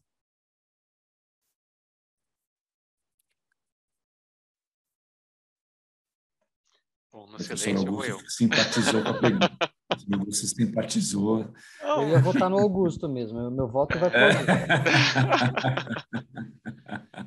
Então, Eu vou passar para você depois, professor Daniel. Acho que queria te ouvir também. Antes, então, só de eu falar dessa questão da aceleração, né? Só aproveitar para parabenizar o Thiago. Ele fez uma coisa que eu, sim, todas as vezes falo, precisa começar assim, e eu acabo me esquecendo na pressa da hora, que é fazer a descrição dele antes de começar a palavra, né? Então, eu até comentei, eu tinha comentado, né, que eu sou um homem branco, né? Mas, então, se tiver, né? Também tenho cabelos e barba branca, estou com fone de ouvido, sentado numa cadeira gamer amarela. Mas eu acho importante a gente começar a ter esses hábitos, né? A gente tem aí um papel da tecnologia importante que faz com que a gente, então, tenha essa aceleração e essa disponibilidade 100% do tempo, né? Então, ontem eu dei uma aula sobre estresse e no final uma aluna minha estava falando, o celular dela é o maior foco de estresse dela, porque às 10 da noite do domingo o cliente manda uma mensagem para ela, fala faz só isso para mim. Só que o só isso dele junta com todos os outros que mandaram durante o dia e ela não tem domingo, né? A gente está numa impressão de aceleração importante e talvez mais do que aceleração, a questão da incerteza tem um impacto importante, né?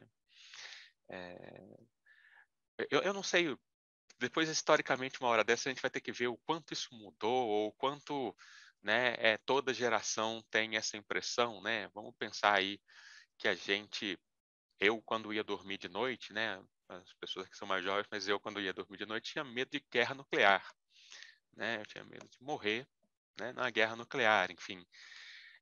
Mas obviamente que hoje a gente está num papel e aí eu acho que tem a ver, inclusive, com a questão da mudança da forma do vínculo nas organizações, né, onde a gente tem lá o pessoal lá, né, mais antigo que ficava 40 anos na mesma organização e hoje a gente tem aí essa faixa em média baixando para 10 anos, em empresas mais de ponta, por exemplo, empresas de tecnologia, não chega a 2 anos, né?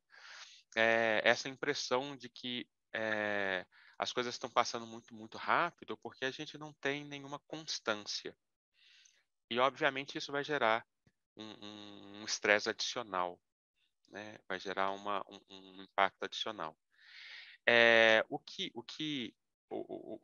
O X da questão, né, pensando como a gente estava falando da questão sistêmica, é que hoje a gente individualizou isso, né? A gente sente ele como um problema que é individual e que, de certa forma, acaba que muitas das empresas, então, perdem, ou muitas das organizações perdem essa noção, porque ela acha que é uma questão de manejo do próprio indivíduo, né?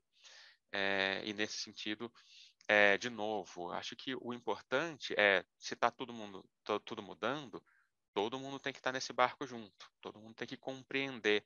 E, de novo, a gente tinha conversado rapidinho no começo, mas fiquei realmente muito apaixonado, impressionado pelas falas da Joyce e do Thiago. Queria até já pedir aí para uma hora dessas fazer um estudo de caso com vocês aí, saber mais a fundo a história, de repente levar vocês para a gente, né, ter um pouco mais de tempo para conversar, né, conversar com os alunos, alguma coisa, porque o Thiago falou uma coisa que para mim é assim, essencial.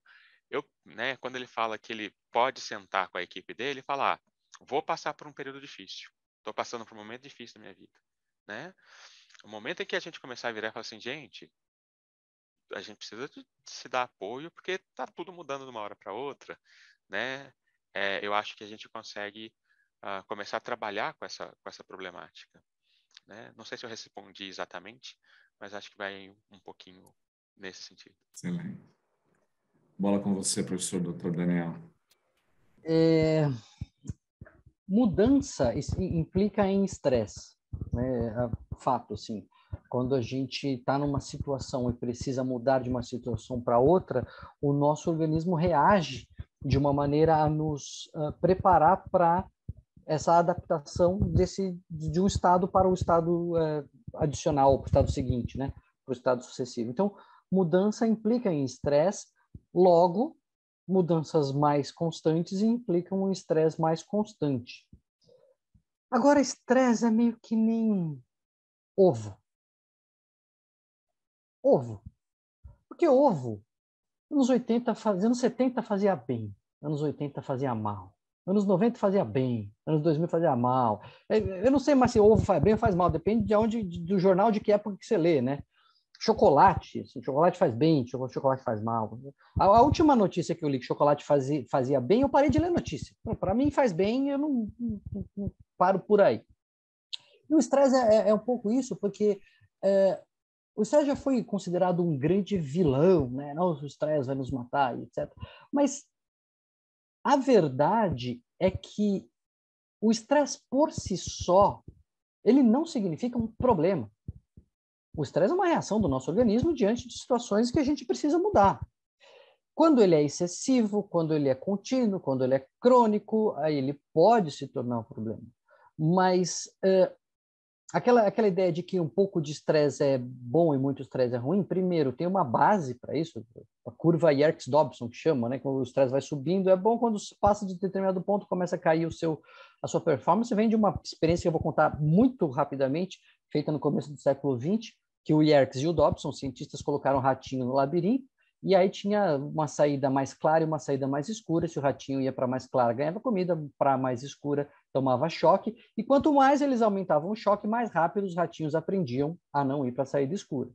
Só que quando eles diminuíam o contraste entre o claro e o escuro, quando o rato precisava prestar mais atenção, precisava estar mais atento, precisava estar mais ligado, discernir melhor o contraste, conforme eles iam aumentando o choque, melhorava a curva de aprendizado, mas chegava um ponto que o estresse era tanto do choque que isso dificultava, diminuía o aprendizado dos ratinhos, porque dificultava essa capacidade cognitiva mais fina, mais sofisticada. Então, como nas empresas, no dia a dia, a gente precisa de uma capacidade cognitiva mais sofisticada, isso é fato, que um estresse mais intenso, ele vai piorar a nossa performance. E a segunda coisa é que tem um estudo que eu gosto muito, feito com 4.000 trabalhadores, se não me falha a memória, americanos, que ele avaliava ali o risco de mortalidade versus estresse nas companhias. E eles viram que as companhias que tinham uma alta taxa de estresse e o sujeito sentia que ele tinha pouca autonomia, pouca flexibilidade, pouco ownership ali do seu trabalho, ele tinha um risco de mortalidade 15% maior do que a amostra populacional. Agora, olha que interessante. Quando você pareava situação do mesmo estresse, mesma quantidade de pressão, de metas de prazo, só que os funcionários sentiam que eles tinham grande autonomia, muita flexibilidade, possibilidade de tomada de decisão, liberdade, autonomia, para dizer uma palavra, a mortalidade não era igual à média. A mortalidade diminuía. É como se o sujeito ter estresse e autonomia fosse... como se não, né? Era exatamente isso. O sujeito que tinha estresse e autonomia, ele tinha uma melhora na sua mortalidade, provavelmente, então, não foi medido, mas provavelmente a gente pode inferir até na saúde global. Então é isso, eu acho que tem mais mudança, tem mais estresse, mas eu queria fazer essa ressalva que o estresse não é necessariamente um vilão. Pode ser muito ruim, mas não é necessariamente um vilão. Acho que essa observação, Daniel, aponta que a gente nunca adotar uma postura simplista, linear nessas análises, né? Temos que cruzar mais do que uma variável para compreender o total do fenômeno. Também foi um recado que o Augusto mencionou muito bem. Simplificar isso aqui é a última coisa que a gente pode concluir. Provavelmente vai ter que cruzar com mais variáveis. Né? Muito bem. Fred, se eu puder fazer uma provocação claro. Desse tema, acho que conversa muito com o que o Daniel falou, né? O Dr. Daniel falou. Se você pensar num triatleta, o nível de estresse que um corpo desse cara sofre quando ele vai fazer um Ironman é gigantesco, né? Porque é estresse. E o corpo dele passa por mudanças rápidas, porque ele sai da natação para a bicicleta, para a corrida. E aquilo ali não está deixando ele num nível de estresse que leva a algo que prejudique a saúde dele. E talvez a minha preocupação é porque aquilo ali foi uma escolha dele de como fazer e é algo que gera para ele algo que ele tem prazer em fazer. E esse é o paralelo que eu faço um pouco com o trabalho, né? E aquela fala que eu acabei de dizer de como quando você se atrela à companhia e essa relação a uma empresa, essa relação ela passa a ser tóxica. né? Porque você coloca todas as suas expectativas ali e você se associa de uma maneira que aquilo ali não faz muito bem, né? Quando eu saí de uma das empresas que eu trabalhei antes do Iguatemi para pedir demissão, meu chefe falou, cara, fala o que você quer que eu te dou. Eu falei assim, cara, o que você vai me dar não é mais importante que a minha saúde física e mental. Não é, porque esse montante, ele vai passar, ele vai ficar para algum lugar, mas a minha saúde, eu estar com a minha família, eu poder viver bem, viver sem preocupação, isso não paga. Então, eu acho que tem o estresse para mim, ele está aí, né? Quando você tem uma escolha de fazer algo que você goste de fazer, que é diferente de gostar do que faz, né? Elas podem ser coisas diferentes. Você aceita aquele nível de estresse porque ele é parte de algo que te dá prazer. Mas quando você entra em uma relação tóxica corporativa, você entra num nível de estresse que ele não está contribuindo com o que você tem na sua mente e o que te dá essa satisfação nas suas realizações, né? Seria a minha provocação. Espetacular, excelente, Thiago. Muito bem, viu? Muito boa colocação mesmo e muito boa metáfora também. Eu quero dar sequência. Aparentemente, a Joyce está ok com essa questão, né? Foi bem explorada, né? Mas eu quero... Aí, vou lançar para você também, Joyce, algumas colocações. Primeiro, antes de ir diretamente nas perguntas, que foi um comentário aqui que foi feito no chat, que eu achei particularmente interessante e me tocou particularmente também. A gente está numa sociedade que glamorizou a quantidade de trabalho. Falar que é uma pessoa cheia de compromissos, minha agenda é lotada, assim, eu estou cheio de coisas para fazer, virou um símbolo, né, isso de uma coisa legal, né? Você é uma pessoa importante, você é cheio de trabalho. E isso é uma coisa que tem um certo efeito complicador, retroalimentador. É isso, Joyce? É isso. Eu acho que mudou-se, né? Não dá mais para ter essa mentalidade de que agenda cheia é sinônimo de trabalho. Olhar a entrega é muito importante. E quando você está ali com uma agenda cheia, você está deixando algo a desejar. E normalmente é o seu time. Então, são aquelas pessoas, às vezes, que você precisa se dedicar, capacitar, orientar, ouvir, e até o tempo que você dedica-se a si mesmo, né? Como que você olha para o todo, como você para observar. O que a gente consegue perceber muito como área, quando você começa a olhar, estudar, ouvir e perceber um pouco mais de temas de saúde. Eu venho observando muito que alguns gestores, algumas lideranças e colegas de trabalho, às vezes se assustam quando fala assim, nossa, mas aquela pessoa está sempre bem. E às vezes a gente, por uma agenda cheia, a gente perde a oportunidade de observar. Mas você percebeu que ela não sai mais da mesa? Você percebeu que você chama e nunca tem tempo? E esses pequenos detalhes, às vezes, são sinais de que não está tudo bem, né? E ter a visão de que a pessoa não está bem só se ela está triste, amuada, isolada, não é uma verdade. Às vezes você tem pessoas que estão muito bem, elas também estão emitindo sinais de alerta.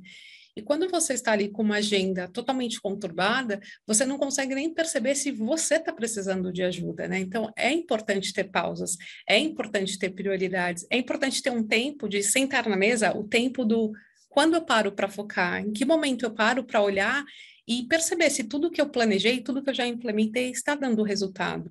Então, uma agenda cheia, onde você não consegue, e isso, né, intensificou muito com o número de reuniões, né? A tecnologia acabou intensificando. Antes a gente tinha reuniões presenciais, você levantava, você saía de uma sala, pegava uma água, um café. Hoje você já diz assim, estou atrasado, preciso entrar no outro link. Você já vai de uma reunião para outra. Então, essa questão de ter uma agenda ocupada demais, às vezes você pode ter um vazio muito grande, né? É aquele vazio da vida ocupada demais. Como você equilibra, como você se reabastece ali, como se reenergiza. Então, isso é bem importante parar e refletir o quanto é uma agenda sadia para você e para os outros, né? Principalmente quando você está num papel de liderança. Excelente, viu, Joyce? Eu quero capturar duas coisas. Uma delas é que, no fundo, acho que uma das grandes recomendações que esse seminário está nos trazendo é que a gente, como líderes, precisa ter nos educar, ter uma sensibilidade que eu acho que as gerações passadas de lideranças não tinham. Os meus espaços de ocupação executiva eu nunca teve. Eu sempre tive um treino para avaliar a eficiência das pessoas, um treino para avaliar, sei lá, talvez até a presença delas, outras coisas, mas não se elas estão emocionalmente bem. Não é isso? Eu sou formado em engenharia. Quantas vezes eu ouvi o elogio de que a minha formação era a melhor possível para o mundo corporativo? Engenheiros são muito capacitados para se trabalhar no mundo empresarial. Acho que muitos já ouviram aqui isso, né? Eu sinto isso hoje um paradigma, ao contrário, que eu tenho uma formação que foi deficiente na perspectiva de entender a coisa mais importante que há nas empresas, são suas pessoas. E aí eu quero fazer uma recomendação de literatura que eu tive contato não há muito tempo, apesar de literatura ser antiga, que é do Hartmut Rosa, Social Acceleration, uma temática muito interessante, que eu acho que coloca a gente nesse contexto muito abrangente dessa correria toda, né? Que a gente está vivendo e, como o professor Augusto menciona, ela é decorrente desses múltiplos atores, né? E atrizes, nós mesmos, o contexto social e assim vai. Quero, agora, por gentileza... Daniel, uma por parte gentileza. aqui é que o Fábio pediu a referência da pesquisa e eu achei aqui, citar, é uma pesquisa que eu cito nesse meu livro anterior aqui, ó, já fica o jabá, o lado bom do lado ruim, que ele fala sobre as emoções negativas, como as emoções negativas são importantes, que a gente não se livra da tristeza, do medo, da ansiedade, e ele está no capítulo sobre ansiedade, eu coloquei no chat aqui a referência dessa pesquisa que eu cito, sobre a mortalidade e o estresse. Excelente, isso dá um pouco do espírito dessa nossa conversa, né, Daniel, todos vocês, né, que é a validação do conhecimento científico, mas também a necessidade que esse conhecimento científico chegue na prática, como, por exemplo, o Tiago fez mesmo. Eu quero apontar aqui uma pergunta em particular, feita para a nossa professora que está conosco, a professora Flávia Perlingueiro, que aponta uma questão particularmente importante e especialmente, possivelmente, difícil, né? Ela diz assim: ao final, se houver espaço para algumas perguntas, gostaria de ouvir considerações sobre a questão de como lidar com a prevenção ou até a pós-venção quanto ao suicídio e ao cuidado com os enlutados. Acho que nós comentamos um pouquinho na fala da Joyce, salvo engano, acerca da questão dos enlutados, que todos nós desafortunadamente vivemos durante a pandemia. Mas acho que a questão do suicídio particularmente, acho que vale a pena um comentário. Estou na dúvida se eu jogo primeiro para o Daniel ou se primeiro para o Augusto, né? Porque está por aí a fala dessa questão. Não sei se Daniel... Eu já fui o primeiro, agora é a vez do Daniel. Agora, Daniel, agora vocês. Depois nós vamos, evidentemente, sobretudo para o Iguatemi, olhar como é que, do ponto de vista da prática, a gente tem visto essa questão tão importante que foi posta pela professora Flávia.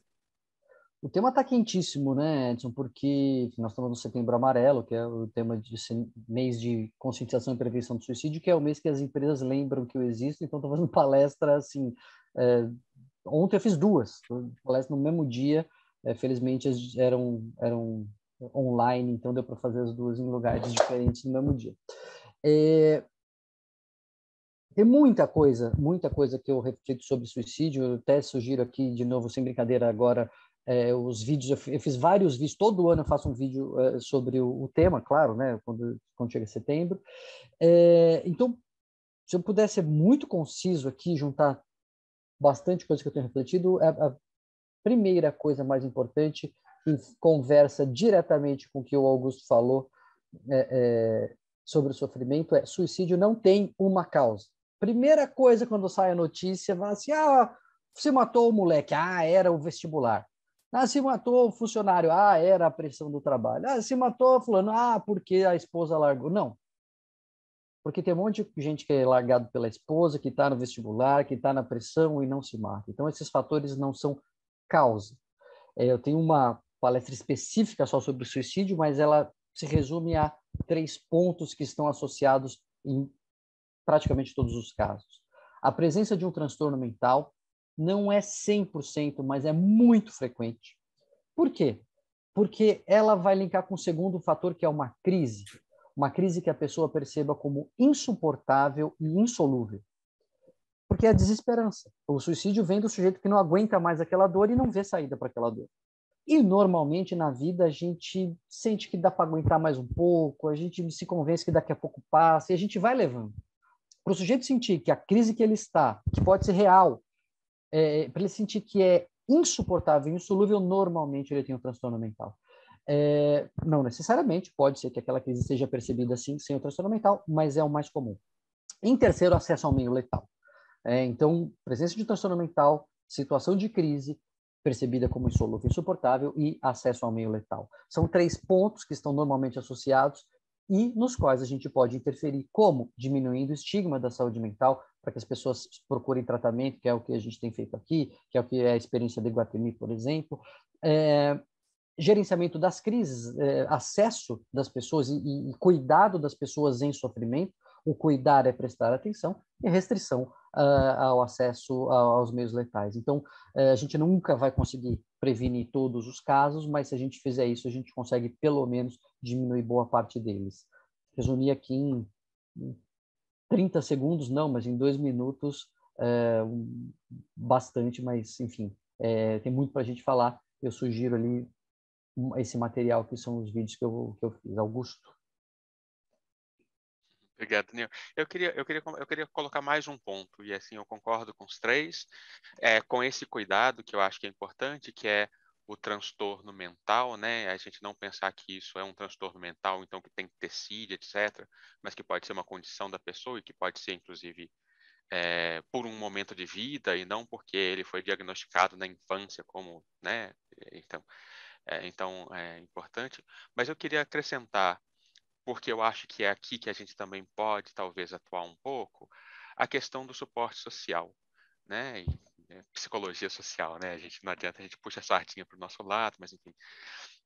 Porque o suicídio ele não deixa de ser um momento em que eu não tenho mais ao que recorrer, né? E se eu tenho um suporte social, né? Então a chance de antes eu realmente tentar o suicídio e suporte social, né, nesse sentido saudável, né, porque se eu estou numa família que é muito disfuncional, se eu estou, por exemplo, num quadro em que eu não acho que ninguém me aceita mais, né, então, e nesse sentido eu acho que as organizações podem lidar. E, de novo, né, estou um pouco apaixonado com essa história que eu ouvi, porque é uma das primeiras vezes que eu ouço, né? De eu poder sentar num dia com a minha equipe e falar, gente, não estou bem, né? E isso não ser um crime, não ser algo que né, que piora, né, a minha situação, etc. Eu tenho até mais chances de receber esse suporte para ser levado, né, ao tratamento, né? Mesmo, por exemplo, que seja, vamos dizer que não tenha nada a ver com o trabalho, né? Mas se a gente está junto no trabalho, né, a gente está junto com o outro, né? E não deixa de ser importante nesse momento. E eu queria só aproveitar rapidamente então para falar da questão do pós, né? Quando e se aconteceu, né? Que foi, acho que a pergunta um pouco que a professora colocou, né? E de novo, né? É nesse momento em que o social ele precisa ter esse papel do suporte. Eu acho que é um momento de reflexão, é um momento em que é necessário, porque obviamente, e isso não é nenhuma questão maquiavélica do tipo, estou evitando. É que é muito pesado para qualquer pessoa achar que foi responsável pela morte de outra pessoa. Então as pessoas vão negar isso dentro da organização, porque imagina dormir à noite. Então, nesse momento, talvez a parte mais difícil, mas a mais necessária, é ter a capacidade crítica de sentar agora e pensar o que a gente pode fazer para dar suporte para a família que ficou, o que a gente pode fazer para dar suporte para as pessoas que estão vivendo esta falta, que vão viver esse luto, o que a gente pode fazer para saber, né, como a gente pode fazer para que isso não aconteça de novo, né? Então, não pode ser um momento em que eu simplesmente diga, nossa, aconteceu aqui dentro, que pena, vamos tentar varrer para baixo do tapete e esquecer o mais rápido possível. É o momento de virar e pensar e chamar as pessoas e falar como vocês estão, como é que a gente pode fazer para que isso, né, para que as pessoas não tenham mais essa solidão aqui dentro de né, chegar a esse ponto, né? Enfim, então acho que talvez o principal do pós é esse, né? É não varrer para debaixo do tapete o mais rápido possível, porque todos nós vamos ter que lidar com a dor. Nós, indivíduos, e nós, organização, onde aconteceu, a gente vai ter que lidar com essa dor, né? E a melhor forma que a gente conhece ainda hoje de lidar com essa dor é conversando. Acho que é um pouco isso. Acho que aqui como por favor, Joyce, como complemento, eu vejo que antes, o que a gente tem tentado trabalhar, como trazer consciência do autodesenvolvimento, falar do autoconhecimento, de aceitação, falar sobre lideranças conscientes, autocontrole, segurança psicológica, abrir espaços de diálogos e caminhos para que as nossas pessoas tenham acessos a psicólogos para poder falar dos seus desafios de vidas, porque às vezes tem relações tóxicas, tem o próprio luto, relacionamentos, e esse relacionamento é um relacionamento afetivo, familiar, relacionamento no trabalho, falar do estresse, né, antes ali de virar algo mais crítico, como a gente fala da ansiedade, da depressão, como a gente começa a identificar esses níveis de estresse, o que é um estresse saudável e quando está passando do ponto, e não falar somente do que é necessário no Setembro Amarelo. Então, a gente tem outras frentes que elas geram impacto e não é só em um mês do ano, né, que você para e fala, ter uma escuta ativa. Quando a gente fala para o pós, a gente vem de um cenário que a gente tem o pós quando pode acontecer com uma das nossas pessoas, dos nossos colaboradores e colaboradoras, com um familiar. A gente levantou até para ter embasamento, é muito difícil de achar estatísticas, pesquisas, mas tem uma pesquisa realizada pelo SINCEP, que é o Sindicato dos Cemitérios e Crematórios, que eles trazem dados que falar sobre a morte é considerado ainda um tabu para mais de 73% dos brasileiros, e que 49% dos entrevistados nessas pesquisas, eles não estavam preparados para lidar com a perda de outra pessoa. Então, não falar é muito difícil, mas ainda é uma realidade muito comum. E para falar disso, a gente começou a trazer especialistas. Foi quando a gente fechou uma parceria com 4 Estações, que é uma instituição especializada em luto e em traumas. E a gente tem um cenário também pelo nosso negócio. Necessariamente é como você lida com uma situação de suicídio num dia que você está num dia feliz e no seu trajeto para o trabalho você se depara com tal situação. Como lidar com isso? Como o seu colaborador volta para casa? Às vezes é no seu entorno. Então, se a gente também tem essa responsabilidade de parar, de ouvir, de dar suporte, como ele vai contar aquilo em casa, como aquilo vai propagar na família dele, como ele volta no dia seguinte. Então, a gente precisa ter essa abertura de a pessoa tem condições no dia seguinte de voltar e até se reeducar, porque às vezes a gente traz frases assim que fica bem, já passei por isso, a gente não passou por aquilo exatamente. A dor de cada um é única, né? Você pode ter tido uma vivência similar, mas a gente nunca sabe o que o outro, então, está realmente sentindo, não minimizar. E ter uma instituição especializada fez muito bem para os nossos colaboradores que passaram por esse momento de perda, porque você tira aquela responsabilidade, a culpa não é sua, você começa a entender e a volta dessas e a gente até entender, olha, respeita o seu tempo. O seu luto, o luto não dura uma semana, um ano. Tem lutos que a pessoa descobre depois que ela não vivenciou. Então, a gente ter um momento para respeitar isso é muito importante. E no nosso contexto é lidar com essa situação no nosso entorno. Então, também temos que estar preparados para isso. Excelente. Não consigo nem tecer comentários adicionais. Esse é excepcional. O que me tocou em particular, assim, pensando na minha vivência no mundo corporativo, é que em que lugar nós nos posicionamos, né? A gente se posiciona na posição do indivíduo que tem que ser eficiente, evidentemente, na posição do indivíduo que tem de ser respeitador de regras, entre outros. Mas a gente tem que cada vez mais se posicionar no papel de alguém que está no espaço desse apoio, desse vínculo social que vocês colocam. Me colocar como alguém que deve e pode apoiar. E isso é absolutamente imprescindível. As empresas não são apenas caixas econômicas, elas também produzem riqueza econômica, mas elas são entidades socioeconômicas, mais complexas do que apenas seus DRS, né, seus demonstrativos de resultados. Estamos encaminhando para o final aí, né? Infelizmente, né? Respeitando, inclusive, o tempo das pessoas, sexta à noite, né? Eu mesmo passarei aqui, vou assistir de novo pelo volume absolutamente impressionante de constatações, colocações, provocações, não é isso, professor Daniel? Que temos hoje, né? Queria ouvir um pouquinho de vocês, um certo fechamento, né? Como que vocês enxergam uma certa conclusão, cada um da sua perspectiva. Aliás, essa aqui é uma perspectiva muito, muito diversa, né? Isso, o professor Daniel, a partir de um olhar da psiquiatria, o Tiago, a partir do olhar executivo, mas o olhar executivo de quem está no executivo comercial, e que tem uma experiência muitíssimo rica no mundo executivo. O olhar da Joyce, a partir de quem está na função de conduzir políticas dentro de uma empresa importante como o Iguatemi. Finalmente, o olhar do Augusto, a partir de um olhar da psicologia social, que evidentemente é absolutamente central aqui.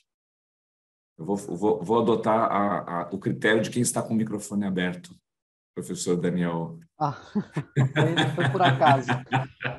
Mas vamos lá. Não, eu tenho só agradecer mesmo, gente, a essa oportunidade e encerrar com uma constatação de que, a despeito da diversidade, nós todos apontamos para a mesma direção, que é a perspectiva do cuidado de quem sofre. Você vê que isso é o denominador comum aqui. E ano passado eu fui chamado para fazer uma palestra numa empresa de saúde, por ocasião do Dia do Médico, que o tema era o cuidado, o tema deles, né, da empresa, a missão da empresa lá é o cuidado. E eu fui estudar para falar sobre isso com eles e me atentei, descobri ali que cuidar significa prestar atenção. Interessante, a gente não pensa nesse sentido de cuidado, né?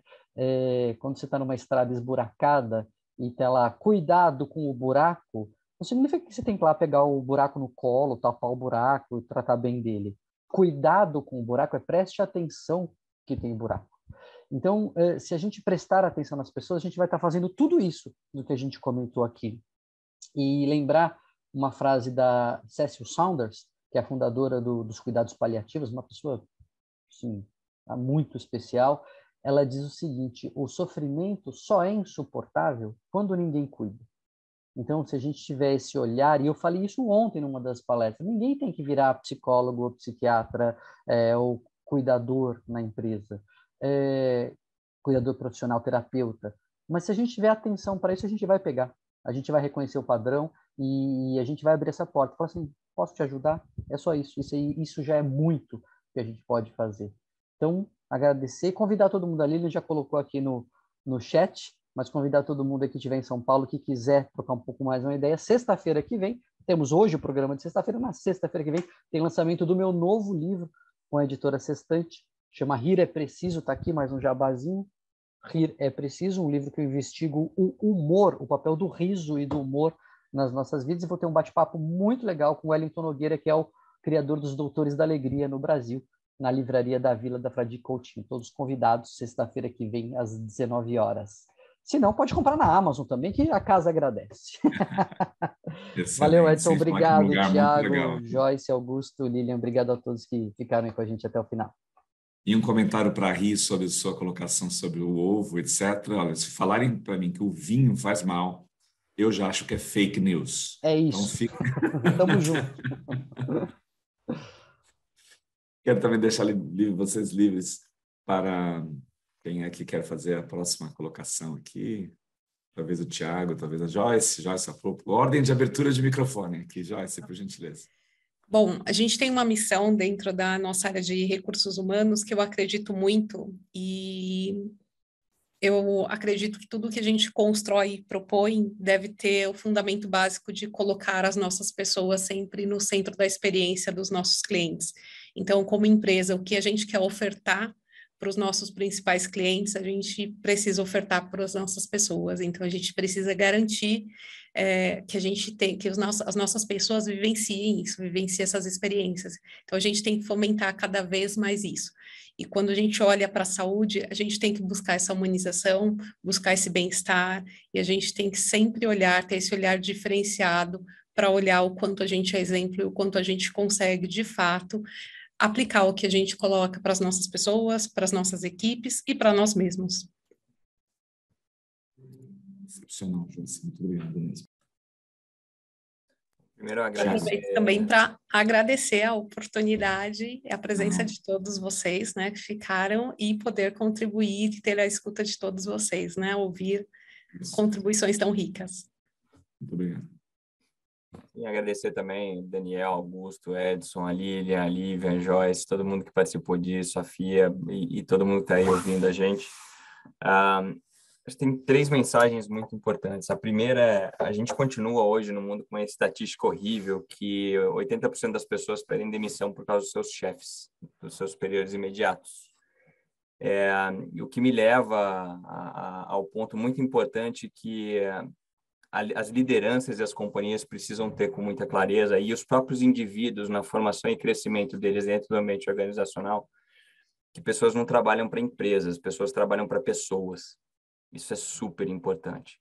O que me leva ao meu segundo ponto, que é a preocupação que a gente tem que ter como líderes e como organizações em formar bons líderes, tá? Desde os novos entrantes até essa nova geração que está chegando, porque é uma geração que se preocupa com o outro, se preocupa com o planeta, se preocupa com muito mais coisas do que a gente, talvez em algum momento, se preocupasse.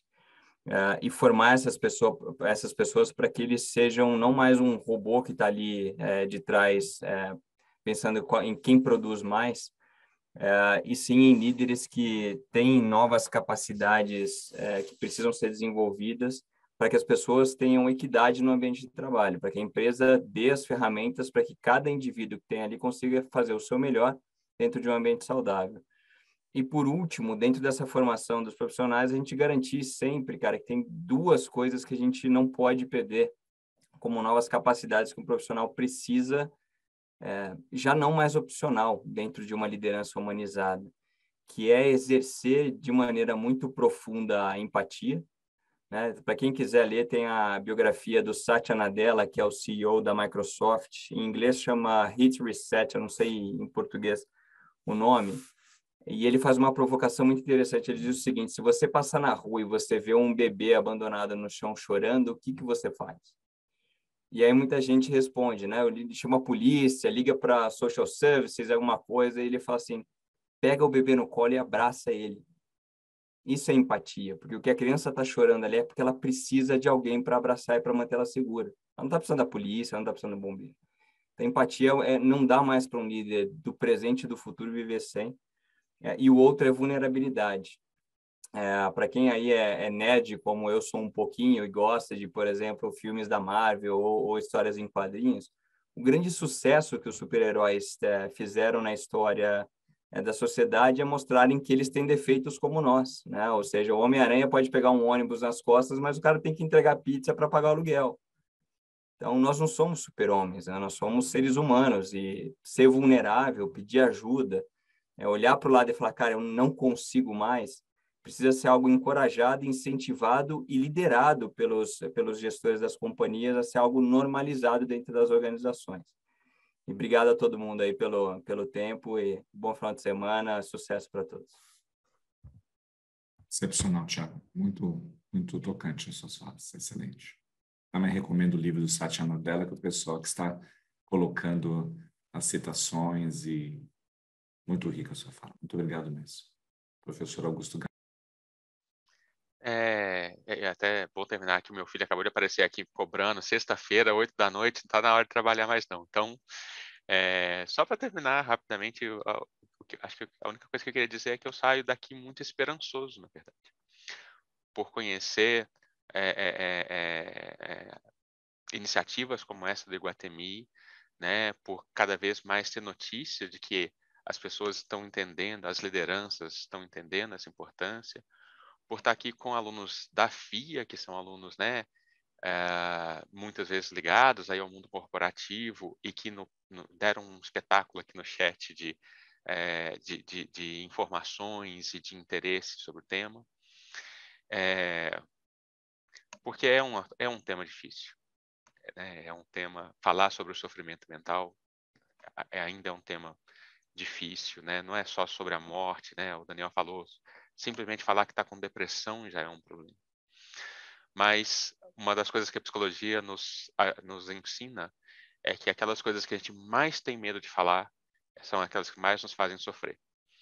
Então, vamos conversar sobre isso. Obrigadíssimo pelo convite, gente. Obrigadíssimo pela presença, pela companhia de vocês aqui. E uma ótima sexta para vocês.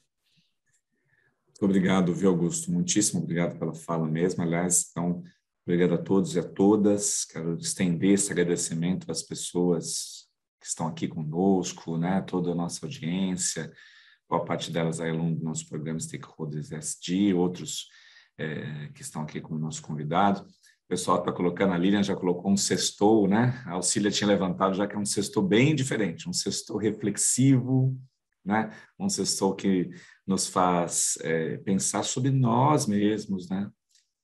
Risco tremendo de a gente pensar que saúde mental, saúde emocional é uma coisa para o outro apenas, né? Cada um de nós, né? Deve, evidentemente, se autoconhecer e compreender. Eu também fico com um aprendizado de admitir ignorância, né? De admitir humildemente a necessidade de estudar e entender. Acho que é um pouco que o Augusto também coloca no final, de que não se trata de algo simples, e essa constatação é muito relevante, né?